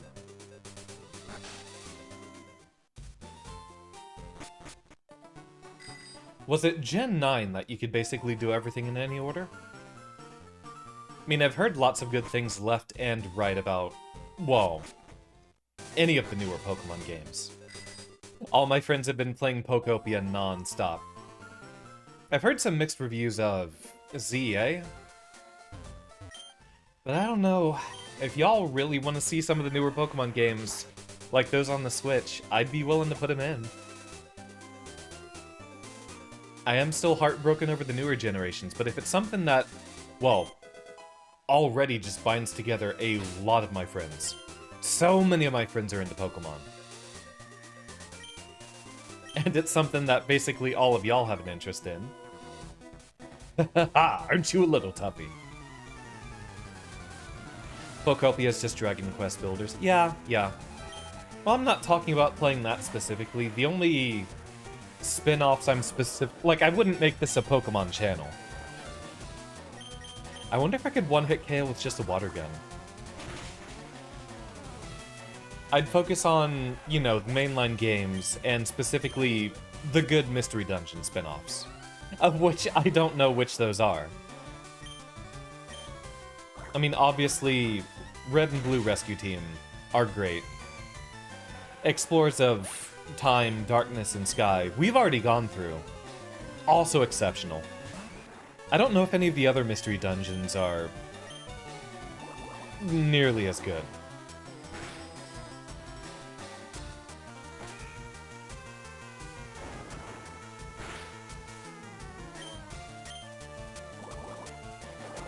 But I like those because of them being actual roguelikes.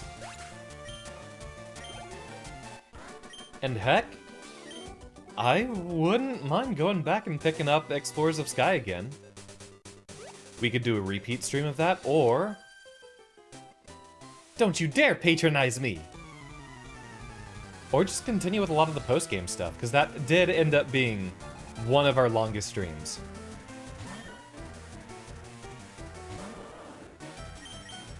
To be fair, the Mystery Dungeon series, like, yeah, is a visual novel. We know that from our time last year with Gento Wanderer.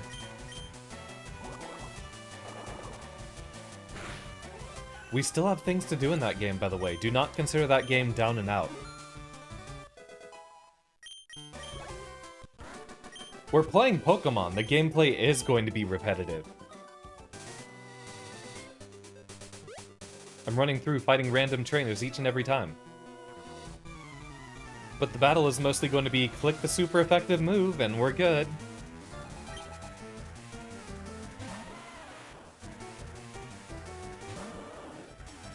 I enjoy roguelikes in general. I can handle repetitive gameplay.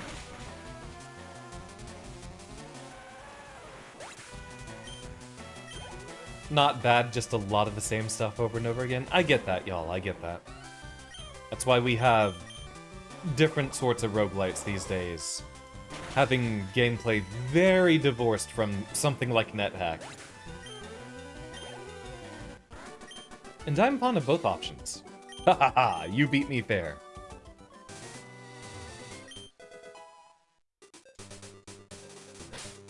Wait, if you got 20 damage from the seismic toss, we could just use a regular potion for that.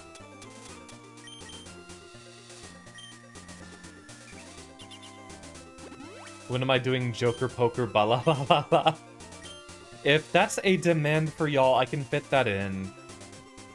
I'm even thinking in the middle of the stream, okay, I'm having a blast playing this. I still have work tomorrow, and I still gotta go to bed on time. Huh, we weren't that far off from being over here. I think you can find Voltorb in this patch of grass. Maybe Magnemite, too? We need the Fearow for the, Farfetch trade, right? Or, wait, no, it was just Spearow, right?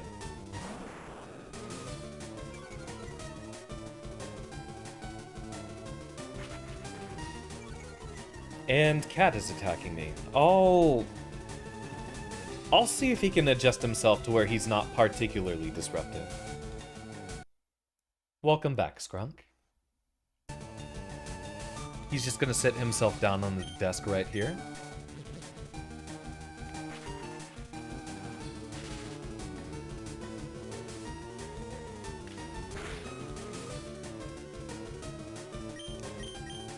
We're gonna take it easy with just a few poison stings. Yeah, a slam would have probably KO'd. Body slam. Funny how you have slam and then body slam. Those are still very different. Wait, we didn't get Pokeballs while we came out here. Is Persian actually your favorite Gen 1 Pokemon? We're gonna have to run back, buy more Pokeballs, and then come back here. It busily flits around here and there. Even if it is frail, it can be a tough foe that uses Mirror Move.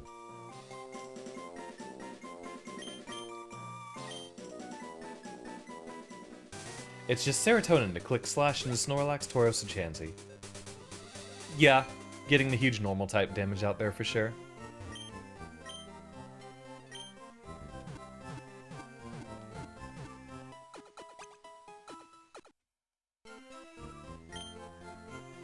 I'm gonna be suspicious of every guy in a lab coat. Oh, Xander, I've been looking for you. It's me, one of the ever-present aides to Professor Oak. If your Pokédex has completed data on 20 species, I'm supposed to give you a reward. He entrusted me with this Everstone. Yes, I have gathered 20 different species. Congratulations, here you go. Maybe that's why I focus so much on catching in this game. I mean, it was my first Pokemon game, but they also incentivize you getting a lot more of the Mons. The Everstone will prevent Pokemon from evolving, so just to make sure we don't make any slip-ups, let's just give that to Mankey. Oh, whoops. Here you go, Oshiro. Howdy, Zen! Guess you're coming back to strive for a gem. I knew you'd be so excited about the news. That's gonna be your new main, I take it? The types of Pokemon match up differently with each other. Every type is stronger than some types and weaker than others. And hopefully Potemkin nerfs. You know it's gonna be happening.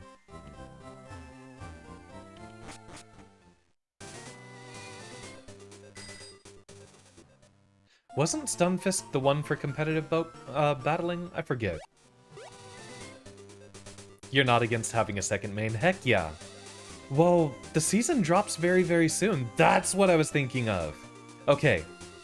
I think I'm gonna put a poll in the Discord after stream on whether or not y'all want to have a game dev stream and or fighting game stream this weekend.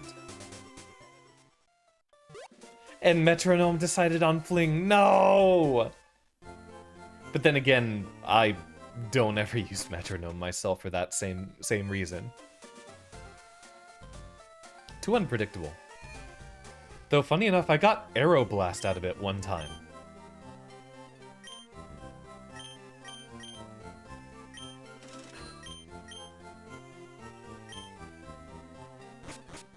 What was the legitimate way to get, like, in FireRed and Leaf Green, what was the legitimate way to get Ho-Oh and Lugia? Better or worse than Lanoons with Covet? I haven't run into enough of those. Like, I've not played the Gen 3 games over and over and over again. Mostly just the first time the couple of times.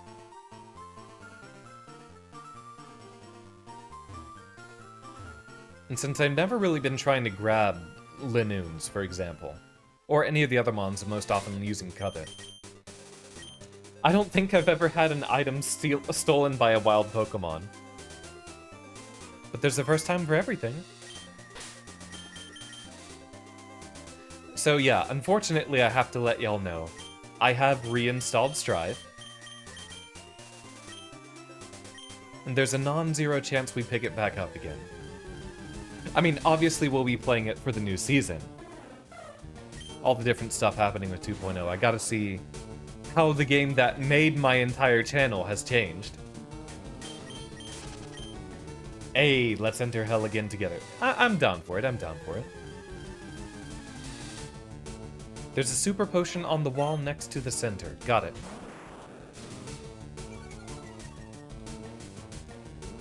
Wait, we've run in... Okay, hold on. We've run into Magnemite. We should be able to see where we find it. I think it's an urban Pokemon. It should be an urban Pokemon, right? Really? Is it mountain or rough terrain then?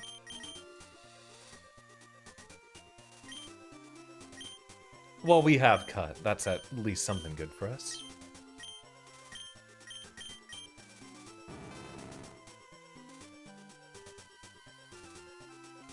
Okay, so specifically only in the power plant. No need for us to be running around here too much then. While I do believe we get Voltorb, if it's not the next Pokemon we run into, yeah, we'll be able to come back for it later.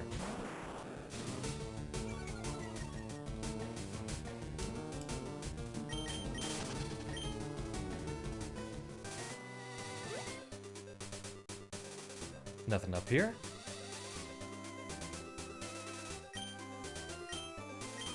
So inside the rock right here? That's cool. Detour to Lavender Town. Another item in the grass right here. And a trainer looking to ambush me. I've been out at a Pokemon gym a few times, but I always lose.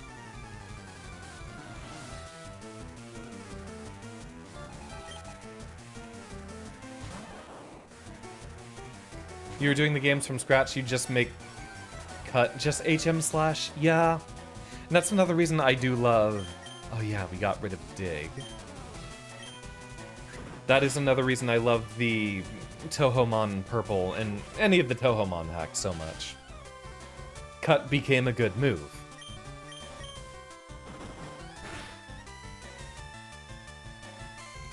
See, I like the idea of being forced to build your team for certain traversal rules. I think you get a much better attachment to your Pokemon that way. But I think it's weird that in some games we have 3 Water-type HMs. I think if they were distributed very evenly and you only had a few HMs, each of a different type, that would be learnable by very different Mons. Like, 6 to 8 so that every Mon on your team could have one. I like the little bit of restricted team building it gives.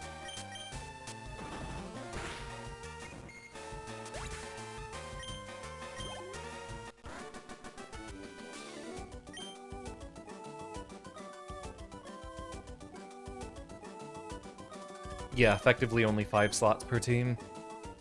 Even then, basically every kid I knew would pick their 2 strongest Mons, 2 or 3 strongest Mons, and go through the whole game like that. Alright, y'all. Oh, Kat, did you... Oh. he laid on the Alt key, I think. So it's going to be a long road through here. We do have Super Potion. We do have several Pokemon that know Dig. So we have a way out just in case we do run into an emergency. Got a few repels, but most importantly... Right, do we just want to use that on Treble sometime?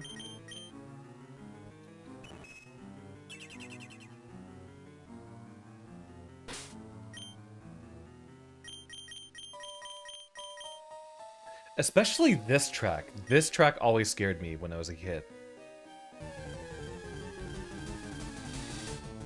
May as well use it now. I don't know what else we'd be saving up for.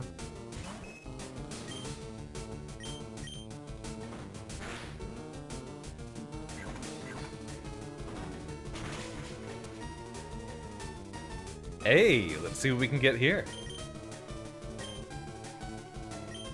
Actually, the little bit of paralysis is going to be easy for us to access.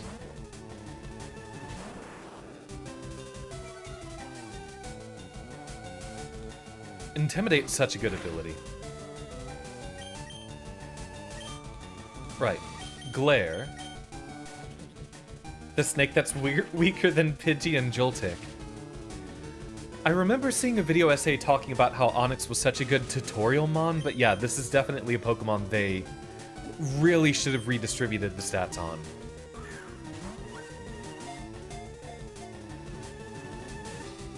Shoutouts to that fucking cat that I hate. I love Incineroar though, just because I'm not someone who regularly does Pokemon competitive anymore. It usually lives underground. It searches for food while boring its way through the ground at 50 miles per hour. I think it's funny that Onix does have just such a high speed stat too. At least when it turns into Steelix, it gets a decent attack stat. I feel like we'll have access to more stones later.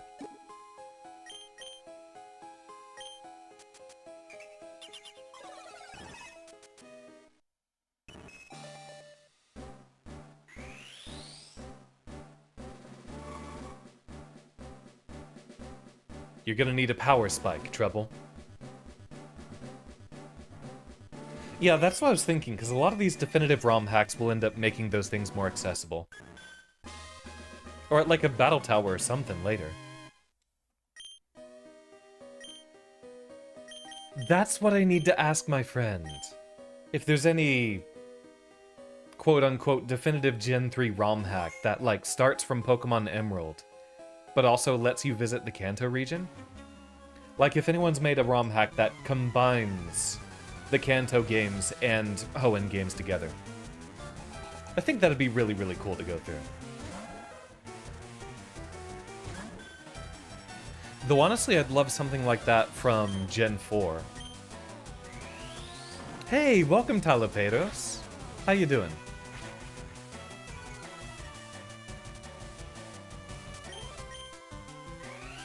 I mean, I saw my friend playing a demake of Generation 8 just yesterday. And that's actually bringing back, like, Gigantamaxing and all that stuff, getting all the new types, all the new mons.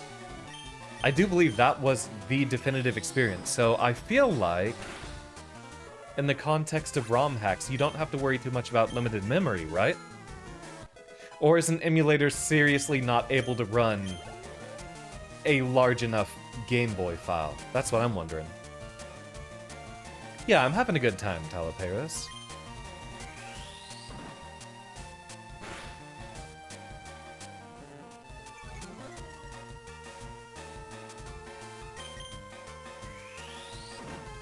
It's probably also a lot easier to get that much stuff on like a DS ROM hack. Don't want to cause glitches by memory overflow? Yeah.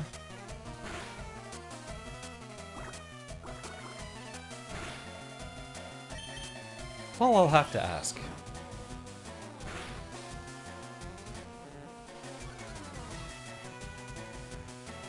Sure, keep it up. Keep it up.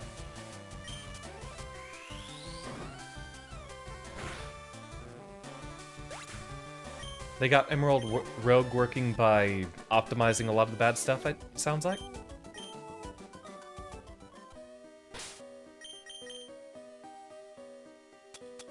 Was Emerald Rogue the good one or the one made by the Horrible Death?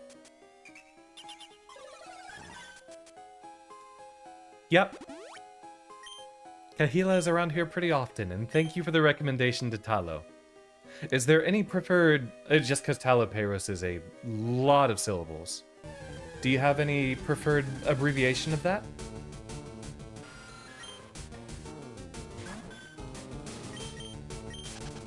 Yeah, Kahila, I love that. Like, if there is a multi-region hack, yeah, sure, it would probably start with Emerald, because that has a lot more stuff included with it. But I would like to see a lot of the FireRed Leaf Green sprites in. Because these sprites are just good, clean.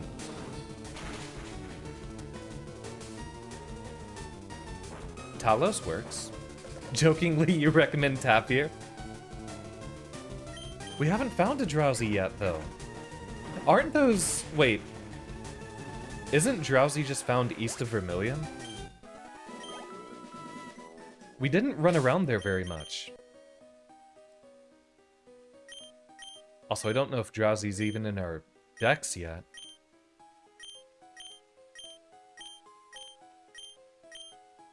Oh, there you are.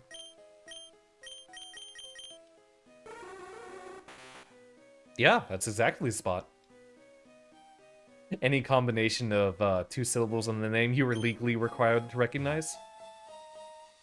Alright, I'll go for Loros.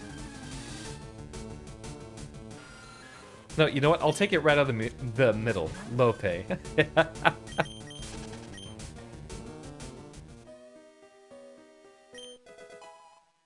Oh, well, I suppose I could use that repair.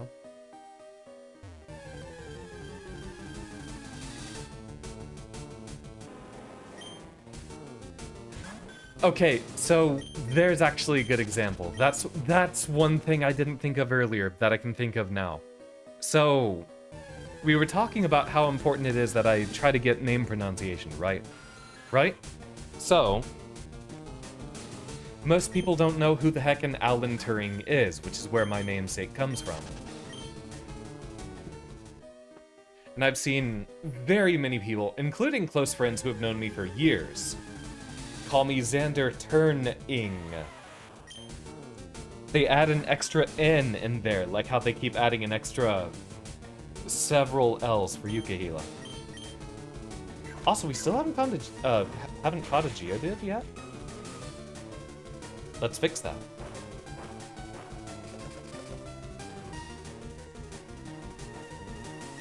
Good thing is that anytime things get too horrible in here, we just dig.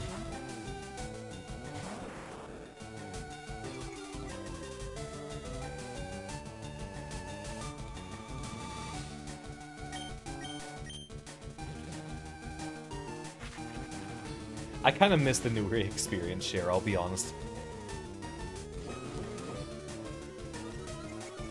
I feel like you can make these games full of a lot of stuff without necessarily being grindy from just having to level up every single mon on your team.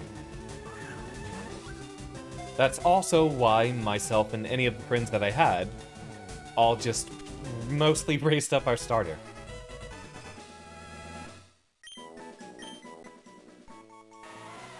Its round form makes it easy to pick up. Some people have used them to hurl at each other in a snowball fight. You put rocks in your snowball? Hey, Jimmy Snowball's got hands! And we cannot rock smash yet. I draw illustrations of Pokemon when I'm home. I hope the guy has Flash down here, otherwise why is he trying to illustrate? Yeah, I do like it when the whole team levels up relatively evenly with each other.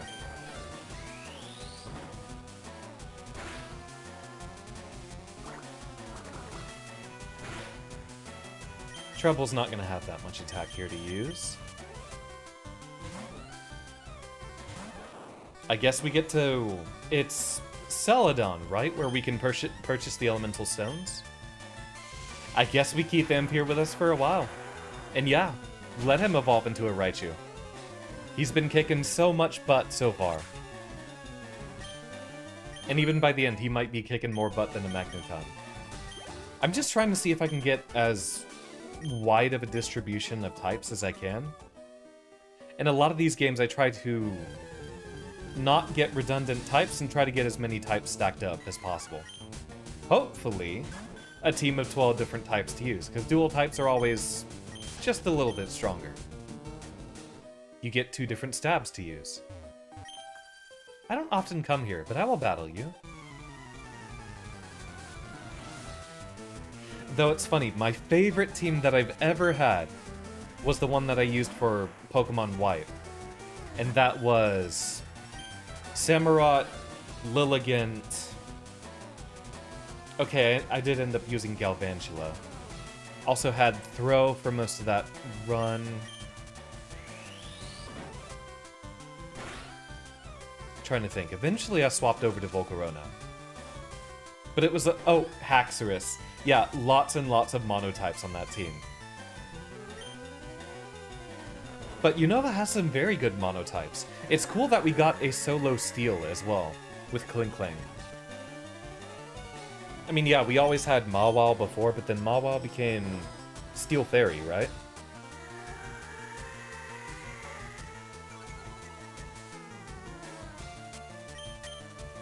And a lot of the Steel types that we had before had quadruple weaknesses. Magneton, Aggron, weird stuff. Steel's a great type, but often it ends up being weird when it's paired with other types that give it double weaknesses.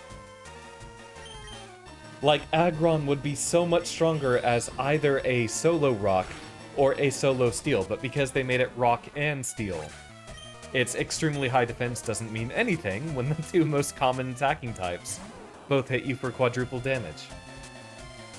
Ice types are the potential mon. Ame, how did you know I was crossing my legs? Posture is officially checked. I completely get that, Tallow. Tallow? Yeah, you know, I'll go with Talos. That one rolls off the tongue pretty well. Telepathy.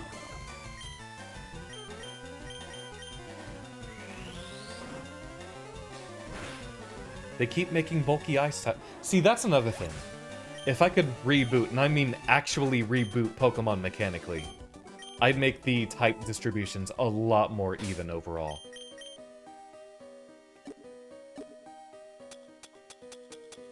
We do not have an antidote, but we're also not that deep into the cave either. It's mostly been trainer battles so far. So, Oshiro. Wait, we can't even buy... Yeah, we can't even buy antidotes over here. We might just have to suffer through it when it happens.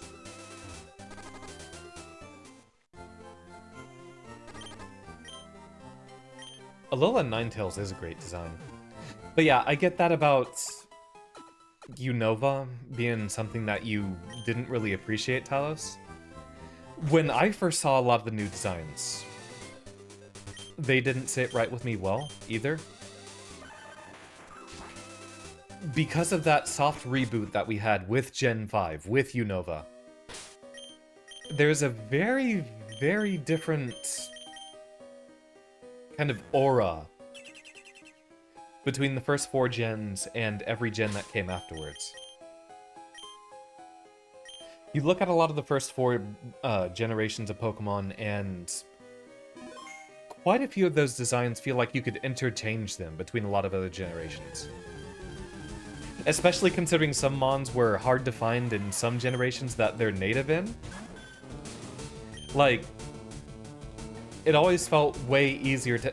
For a lot of my friends, they thought Chinchou and Lantern were Generation 3, but they're Generation 2.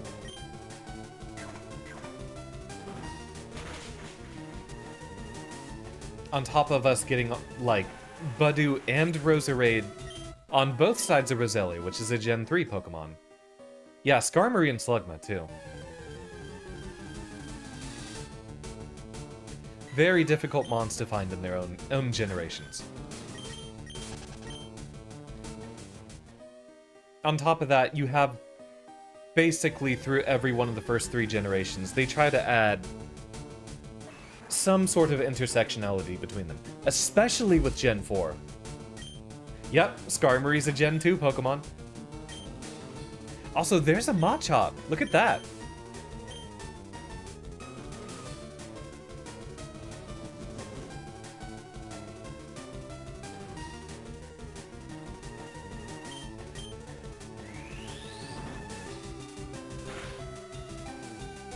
Perfect. Yeah, and because so many of those generations crossed over with each other. Oh, I think...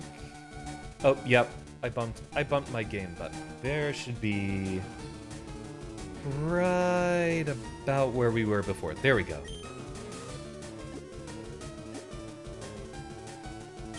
I don't want to trigger Guts. I think we can go ahead with just a Pokeball here.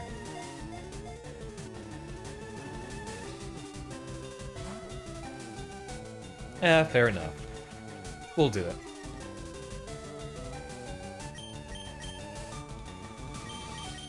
So because of that huge change in art direction, while Unova does sit the best in my heart out of any of the generations, I do see a lot of people divorcing from the series at that point, because they did.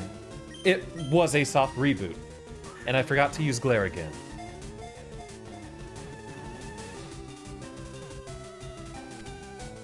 Viper's just scary now.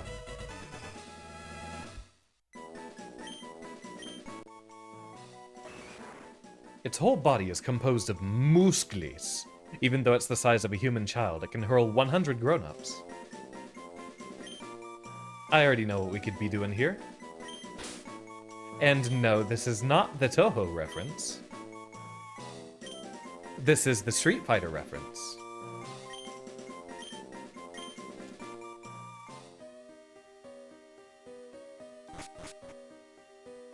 Same happened with Gen 3. There's that one awkward zombie comic.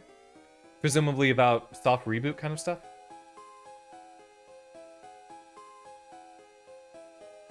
Yeah, look, we're already back here. It was mostly trainer battles taking up our time.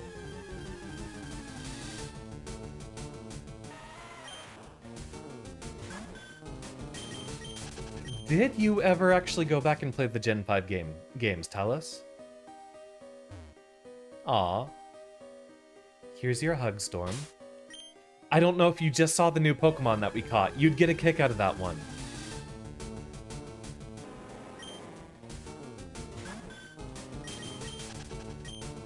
So, we just found a female Machop. The first Machop we run into in the Wildstorm. Well, she's not in our party. But we found a female Machop, so I did name her Marissa for you. Do you know about Pokemon cosplay? Said the guy dressing up in the fursuit.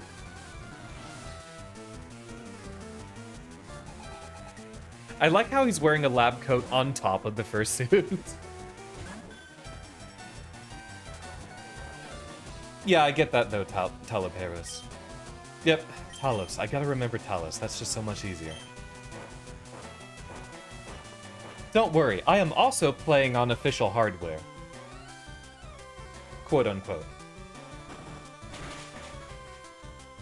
Look, if the idea is for me to eventually be doing a lot of these with ROM hacks, I don't think I need to be beating around the bush. Okay, weird tangent, and something about a history of very, very bad Xander ideas. Unrelated, the Skrunko has just departed, so will his portrait. Just a creature in regular office wear? Fair, fair, fair.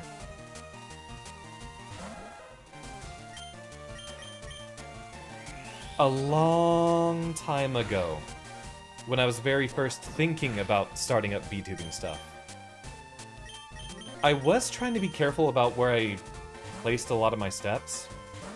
Like, I got the Mario Superstars collection, or whatever it is, for the Switch. The one that has 64, and Sunshine, and Galaxy on it. Because I was like, oh, I'm only going to play official releases. And here's the bad part. And I'm gonna turn on the glasses not because I'm locking in, but because I'm ashamed of the words I'm about to say. Back then I was thinking, oh, well, why don't I just start building a good... Why don't I start building a good base? Because eventually I'd like to join Hollow Stars if I could. Bad idea now. Bad idea in retrospect. Glad that nothing ever came of it. But I was trying to be, you know, very, very safe following the rules and the culture. Just in case I'd ever get that opportunity. No, I don't think I'd take it if it came knocking on my door.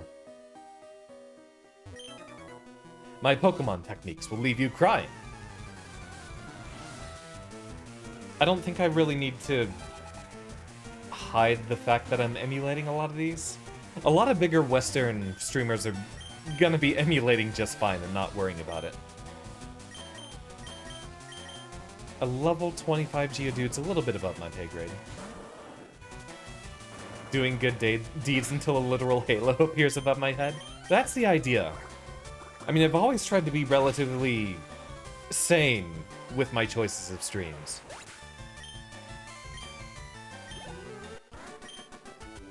I give. You're a better technician.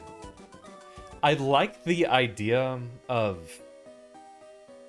getting some assistance from folks that have a lot more resources to work with. Like, I would like the idea of going Corpo, except for the fact that... Have you seen Corpo male VTubers? They're always shoehorned into, like, looking like they're straight out of an Atoma game. I don't want to look like boyfriend material on stream. I am already happily taken, thank you very much. I just want to be a funny little guy.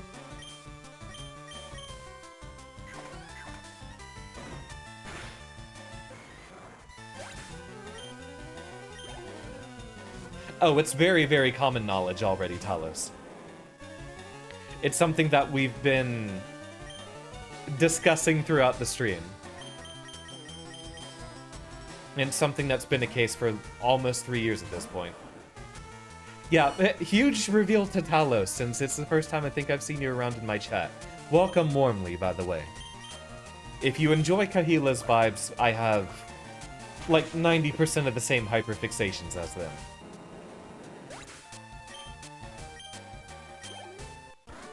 Nah, at this point, if I want to get big, I think I just want to do it organically.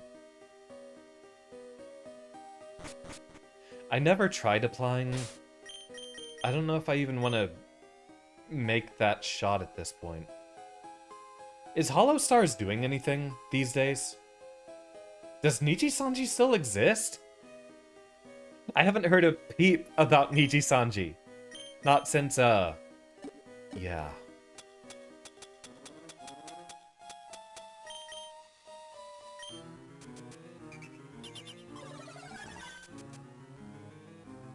I do enjoy the freedom that comes with being a more independent streamer. This tunnel goes a long way, kid. I am not much of a tomato thrower, Talos. Niji-Sanji unfortunately still exists. Hopefully they fix that. You can never remember which one went up in flames. Niji-Sanji had a lot of trouble that happened with it. A lot of their biggest talents left, but it's V-Shoujo you're thinking of, Storm. That completely vaporized. The way I describe that one, in the funniest way possible, is, oh no, my talents have unionized! All of them quit at the same time, and so the company just stopped existing.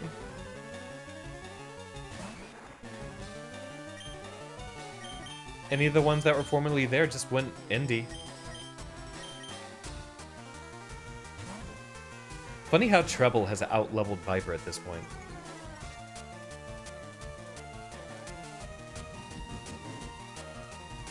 They weren't being paid, so who knows? Maybe I wouldn't be in a better situation if I was Corpo and had, what, 5 times the number of viewers? Male VTubers getting that successful are few and far between.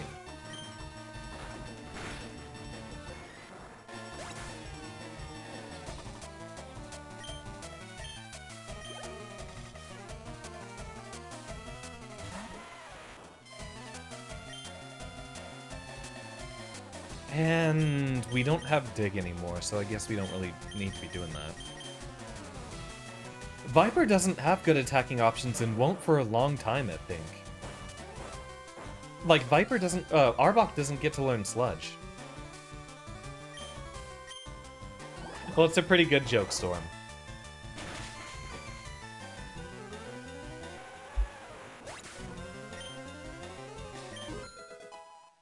Though it's just like me to pick the... When I finally became a streamer, for me to pick the most uphill possible battle I could do.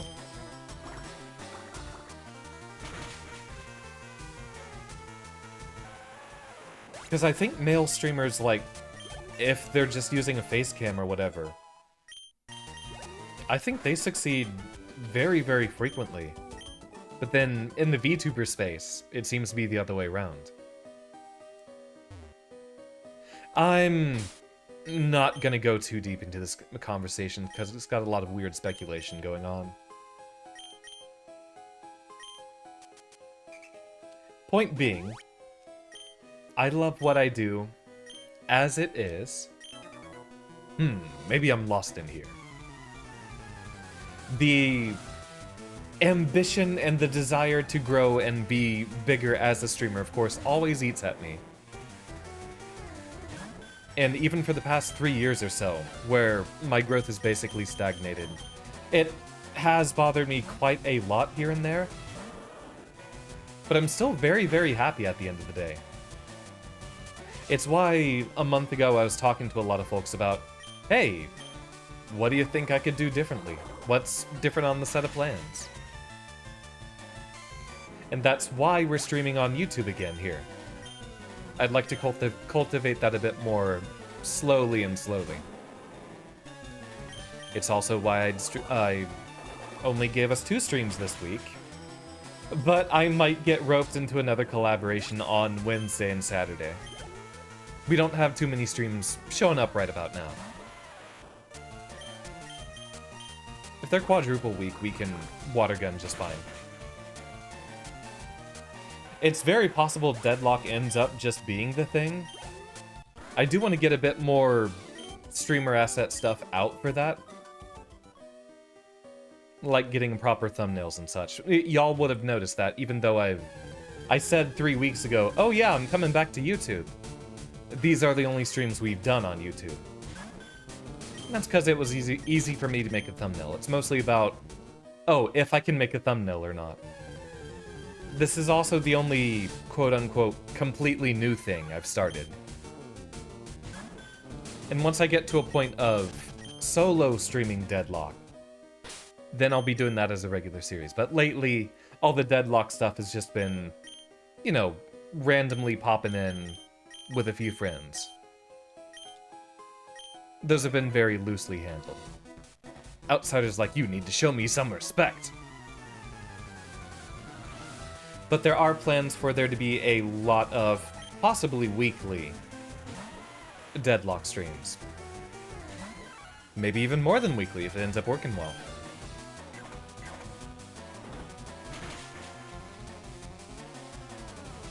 Yeah, playing with friends is the best way.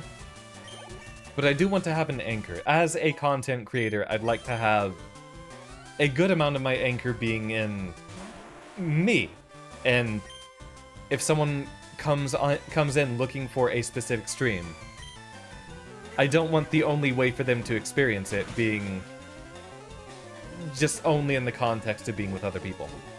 The exception to this is MechWarrior 5, because MechWarrior is niche and not popular, and I am streaming that because I love just playing the game with the friends I have.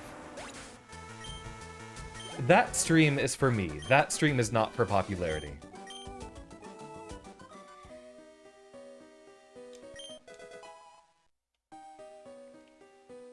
An escape rope we do not need. Rock tunnels being a lot less scary than I remember it. I remember when I first tried getting through here, it was like days, but I'm a lot better prepared this time.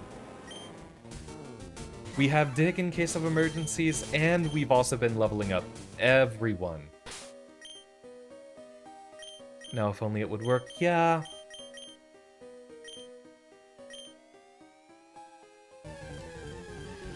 For the sake of streamlining everything, whenever we get to the post-Chaos March DLC kind of stuff that we end up doing, I'm just gonna make it a Steam mod list, except for, like, Coyote. I'm gonna make it that much easier to get everyone synced up. Who knows, maybe we don't even do all the extra logos. I like the idea, but it's a little burdensome having 12 extra mods on.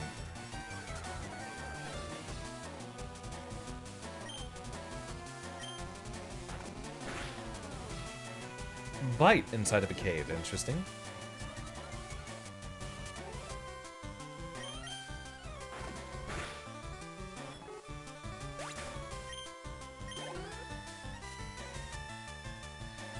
Man, all the record mixing and such that we got with the Hoenn games. I'm sad that, for what I know, FireRed had kind of rushed development. I mean, if you're trying to get something out on an anniversary, sure, that's gonna happen. But there were so many cool other features we got in Hoenn that didn't end up getting backported onto FireRed and Leaf Green. Even for post-game stuff. Oh, I did my best. Is there something above or down? I was looking around here a little bit. There we go. That's what I was looking for. Good night, Storm. I hope you have a wonderful night. And rest well.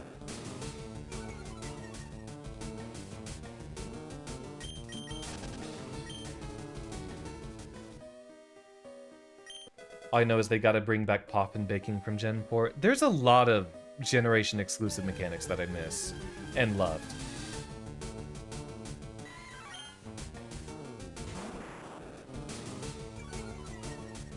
I feel like Generation 3 had the most, or, you know, the Hoenn games, had the most stuff you could do for its own sake. Like the Pokemon contests, extremely cool. The secret bases. There was so much packed into those games. And I'm so excited for us getting to Tohomon Purple. When you're up on a rocky mountain like this, rock slides are a threat. Can you imagine boulders tumbling down on you? That'd be like, wah! That'd be like, wah! Total terror. You don't seem to be scared. Want to try using rock slide? Ah! Really, Viper of all Mons gets to use it. Teaching it to the two Mons that would make the best use of it. Better than Rock Tomb. More accurate, more power. Might be scary to use it in this tunnel.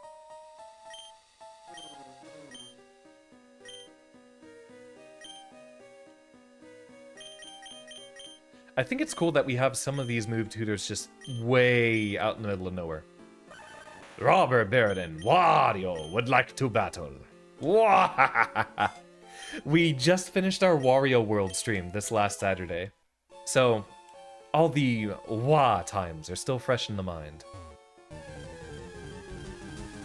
I do want to make sure we fought everyone in here. At this point, Rock Tunnel is kind of looking like a maze. So I do want to make sure we don't miss anything.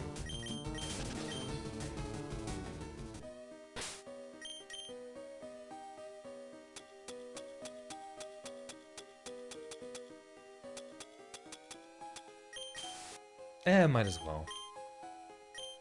I don't even know if we've been down over to that. Like, those trainers, I don't know if they're the ones we fought yet. It might just be a trick to reach the other side, then try to backtrack through all of Rock Tunnel, and dig if we don't run into anyone new. I think this just isn't Viper's environment. There's no one she gets a good type matchup against in here.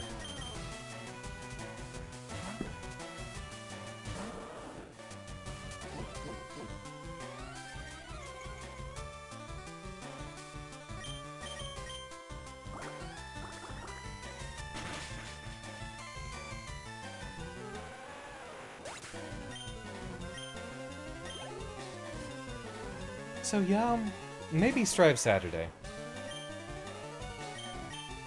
Oh, they did buff Poison as Type Storm. Generation 6, Poison became a very, very good type, just because it has a good matchup against Fairy, the best type in the game. Best offensive type. Steel's the best defensive type. And accordingly, as y'all can imagine, a lot of those Steel Fairies out there, which surprisingly there's more than one, there's like 3 or 4 of them.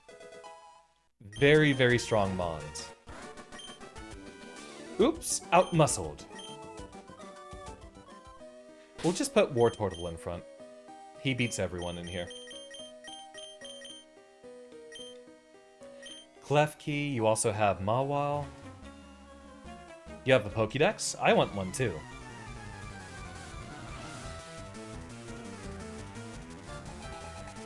Magearna as well. Storm, I'm also a Klefki enjoyer, and I think Levy's a Klefki enjoyer too. I think lots of people enjoy Klefki.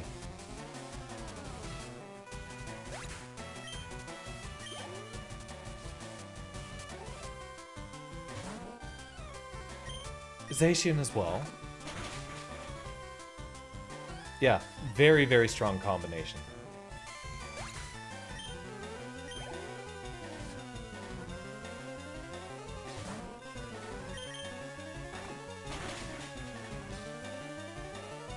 I mean, it's because it's a...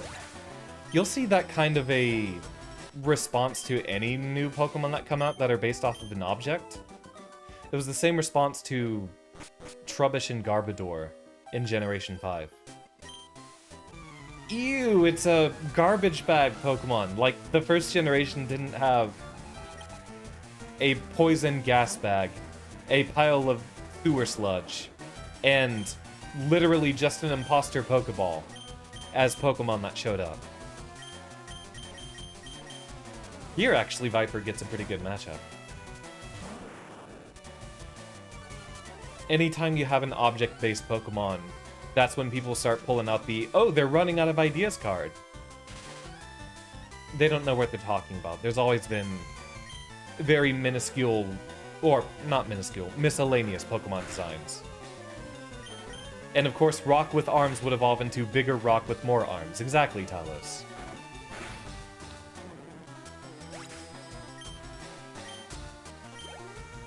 If the name wears thin on you, do let me know, by the way. I think that's a signal to swap to Pikachu. ASAP.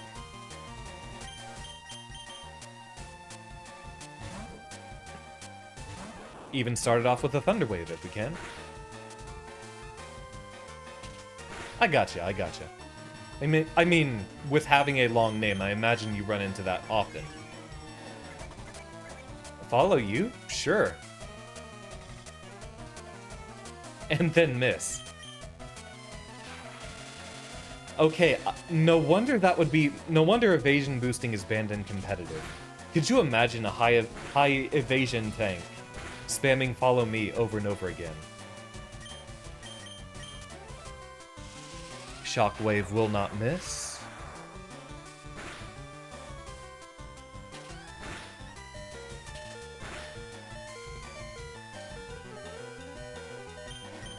If there were ever a time for me to just use an item mid-battle, it would be here. Revives aren't easily accessible yet.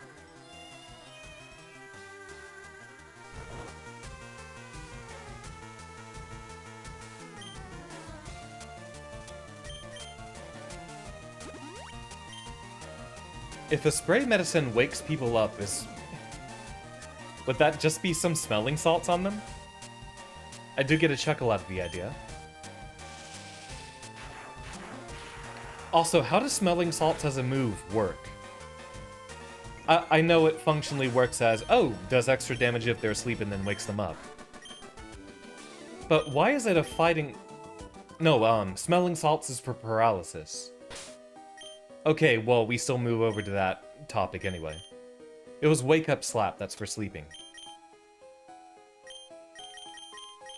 We have a paralyze heal, right?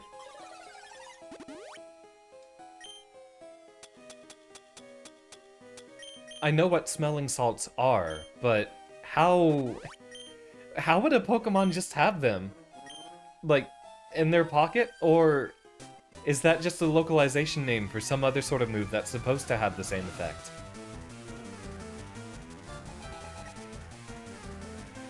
Alright, y'all, given our budget for time here, once we get to Lavender Town, that will be the end of our stream.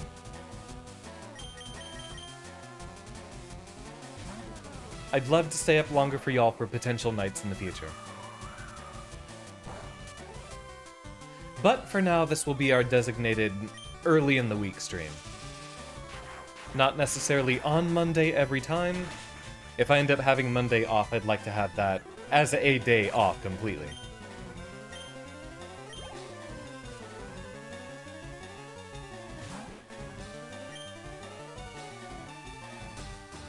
The rats sometimes have guts, so we're not going to worry about Thunder Wave.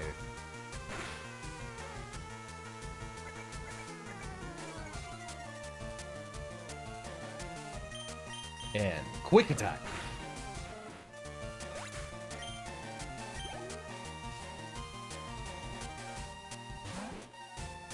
Are the Picnickers supposed to be this game's analog to breeders? Because I know in the other games, the breeders are the ones that usually have the most mons with them. Sometimes even full teams of sixes early on. The Japanese name is Resuscitate... Okay. Resuscitation, but it's an attack? Sure.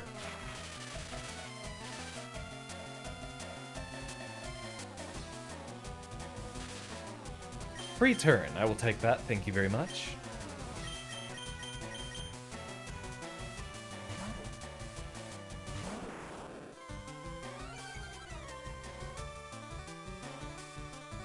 I wonder what game I should Nuzlocke first.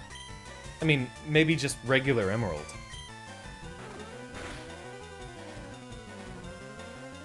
Because I still haven't done one to this day. For how prevalent they are, it sounds like they should be pretty fun. You play hard.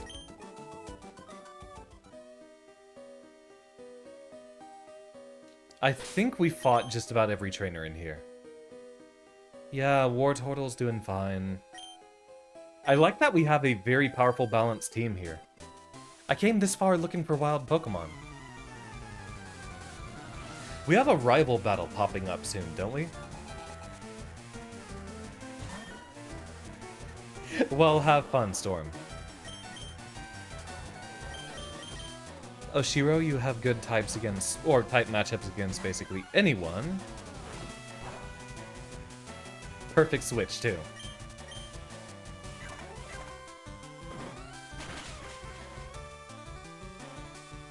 Yeah, we're at the point where we can reliably one-shot most of the mons we're up against.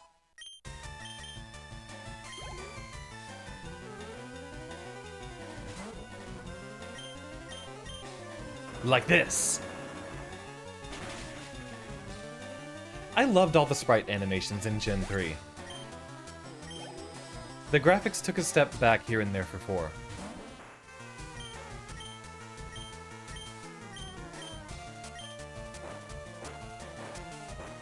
With Oddish being part poison, we don't want to use Brick Break.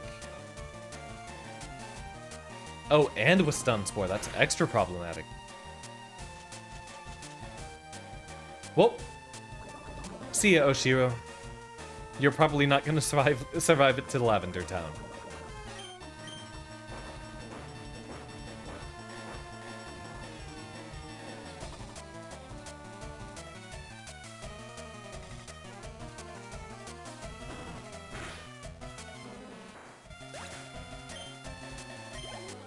You gotta go through buying a lot of items in Nuzlocke, don't you?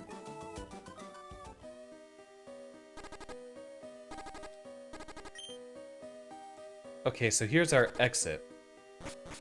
Let's first see if we can get some healing before anything else.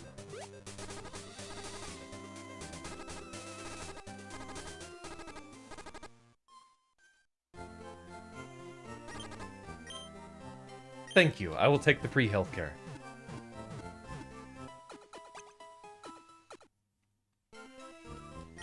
Alright, I think we can do a little bit of Mon cleanup backwards. Team Rocket will do anything for the sake of money. There is no job too dirty, no deed too heinous, no crime too wicked. So we won't be doing anything in Lavender Town itself tonight, that's just where we start the next stream. Everyone's healthy once again. We need to take off that Everstone once we get to level 30.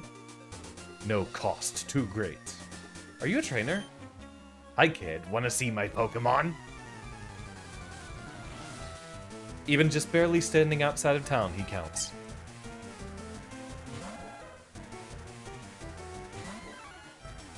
Well, a winning type advantage you do not have here. And swapping Pokemon ain't bad. You get lots of extra experience from trainer battles, so good for us.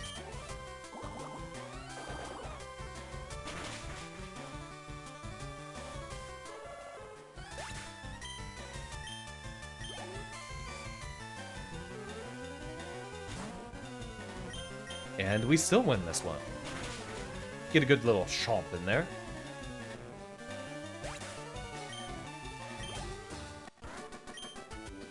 Oh no, my Pokemon!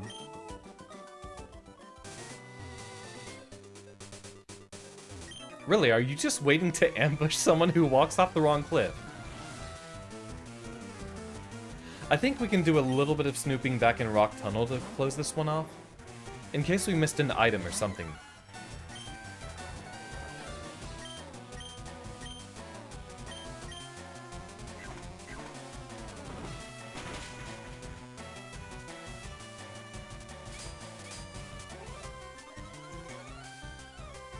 Interesting choice of move to pick there.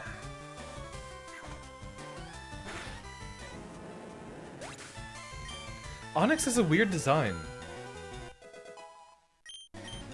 I wonder if...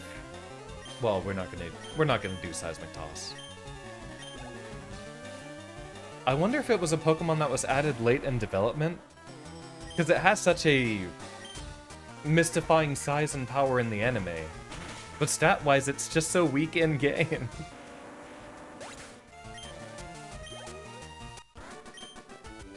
That cleared my head. It's just such an outlier. Because it's gigantic. And then it's so weak.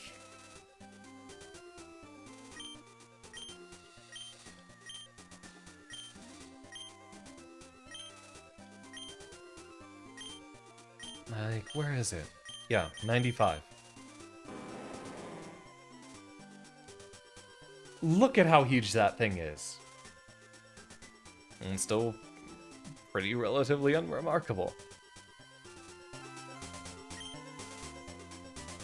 I'm glad you're having a blast, Storm. Oh, grab this. I'm so sad seeing all these berries that we can't do anything with. Hoenn's gonna be so fun, y'all, when we get to it. The longer I sit here playing FireRed, the more I just want to check out Hoenn.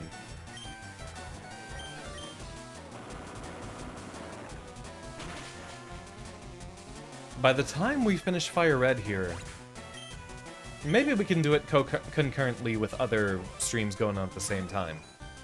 Like, I don't have to completely finish FireRed and then never touch it again for me to go on to our next Pokemon game. But I'm definitely marking it down. It's going to be Toho Mon Purple for our next quote-unquote Mon game.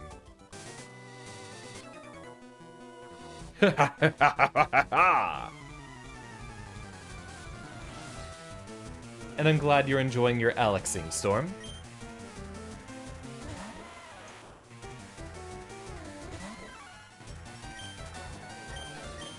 We got some winning attacks here. She has been doing well enough. Yeah, we can just get that out.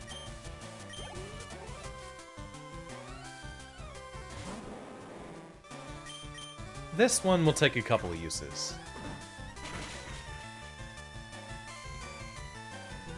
Even that enormous defense stat doesn't mean much.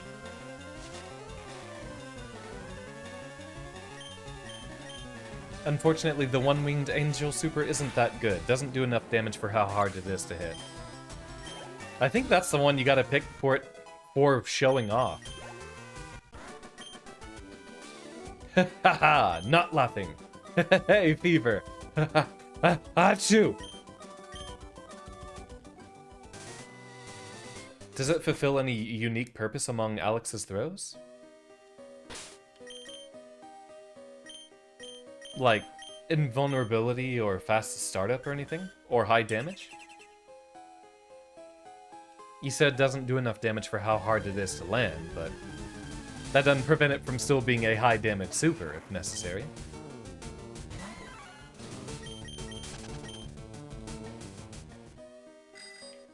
I can use my bike in here. Yeah, this will be easy. I think we do want to grab a couple of repels first, backtrack a little bit, and if we don't run into any new trainers, then just dig. You can only do it out of OD power. Well, if you can route into OD power bomb, might just be some combo sauce you haven't poured yet. Ah, and that means hitting flash chop. Okay, okay.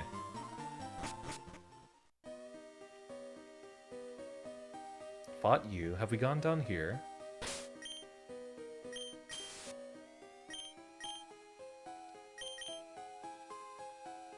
Rocks to smash. That was an item. There's the tutor.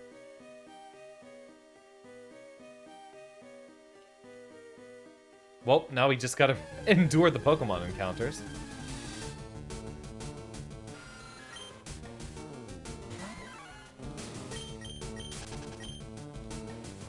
What do you mean when you say that, Storm? Are you talking about just no OD reversals? Because technically no one has a meterless it has a meterless reversal in Street Fighter 6. Alright.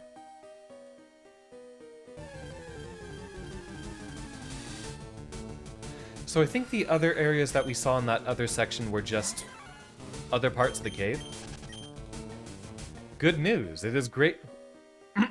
I'm sorry, I mispronounced that. Good news. It is Grape and Tangerine system.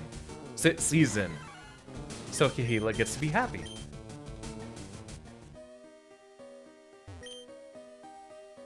That sleeping Pokemon on Route 12 forced me to take this detour. Okay, I think we fought everyone in here. I'm glad y'all were all here for that. Good news. We can finally eat tangerines. Mark, this is good news. You can have a grape. No, we already found the tutor for Rock Slide. I'm just trying to make sure we've encountered every trainer back here. Because Rock Tunnel does have a little bit of quote-unquote maze to its design. I wanted to make sure we haven't missed anyone. But it looks like we encountered every trainer.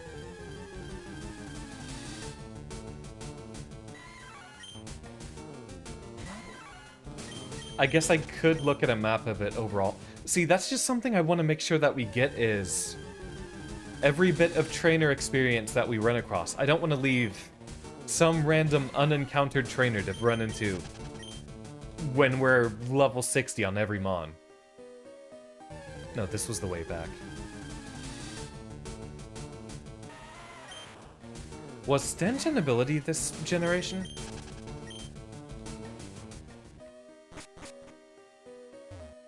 No, because I think it was this way to go further back.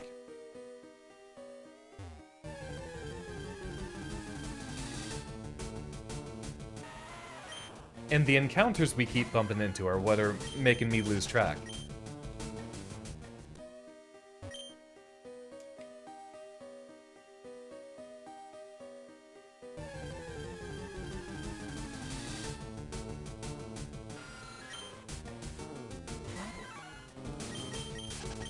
I think we've got everyone.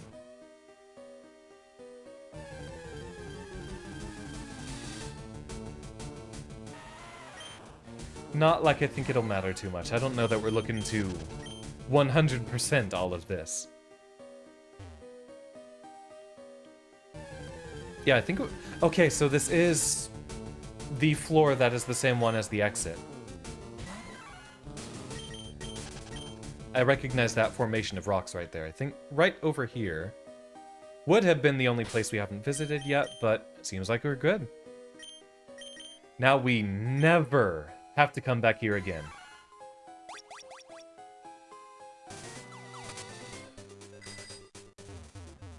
Always love the little rotato animation for that.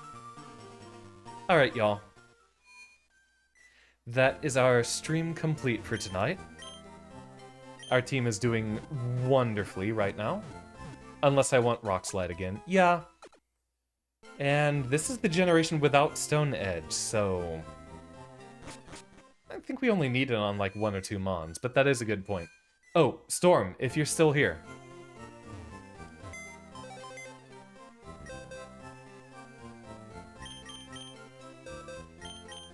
There she is.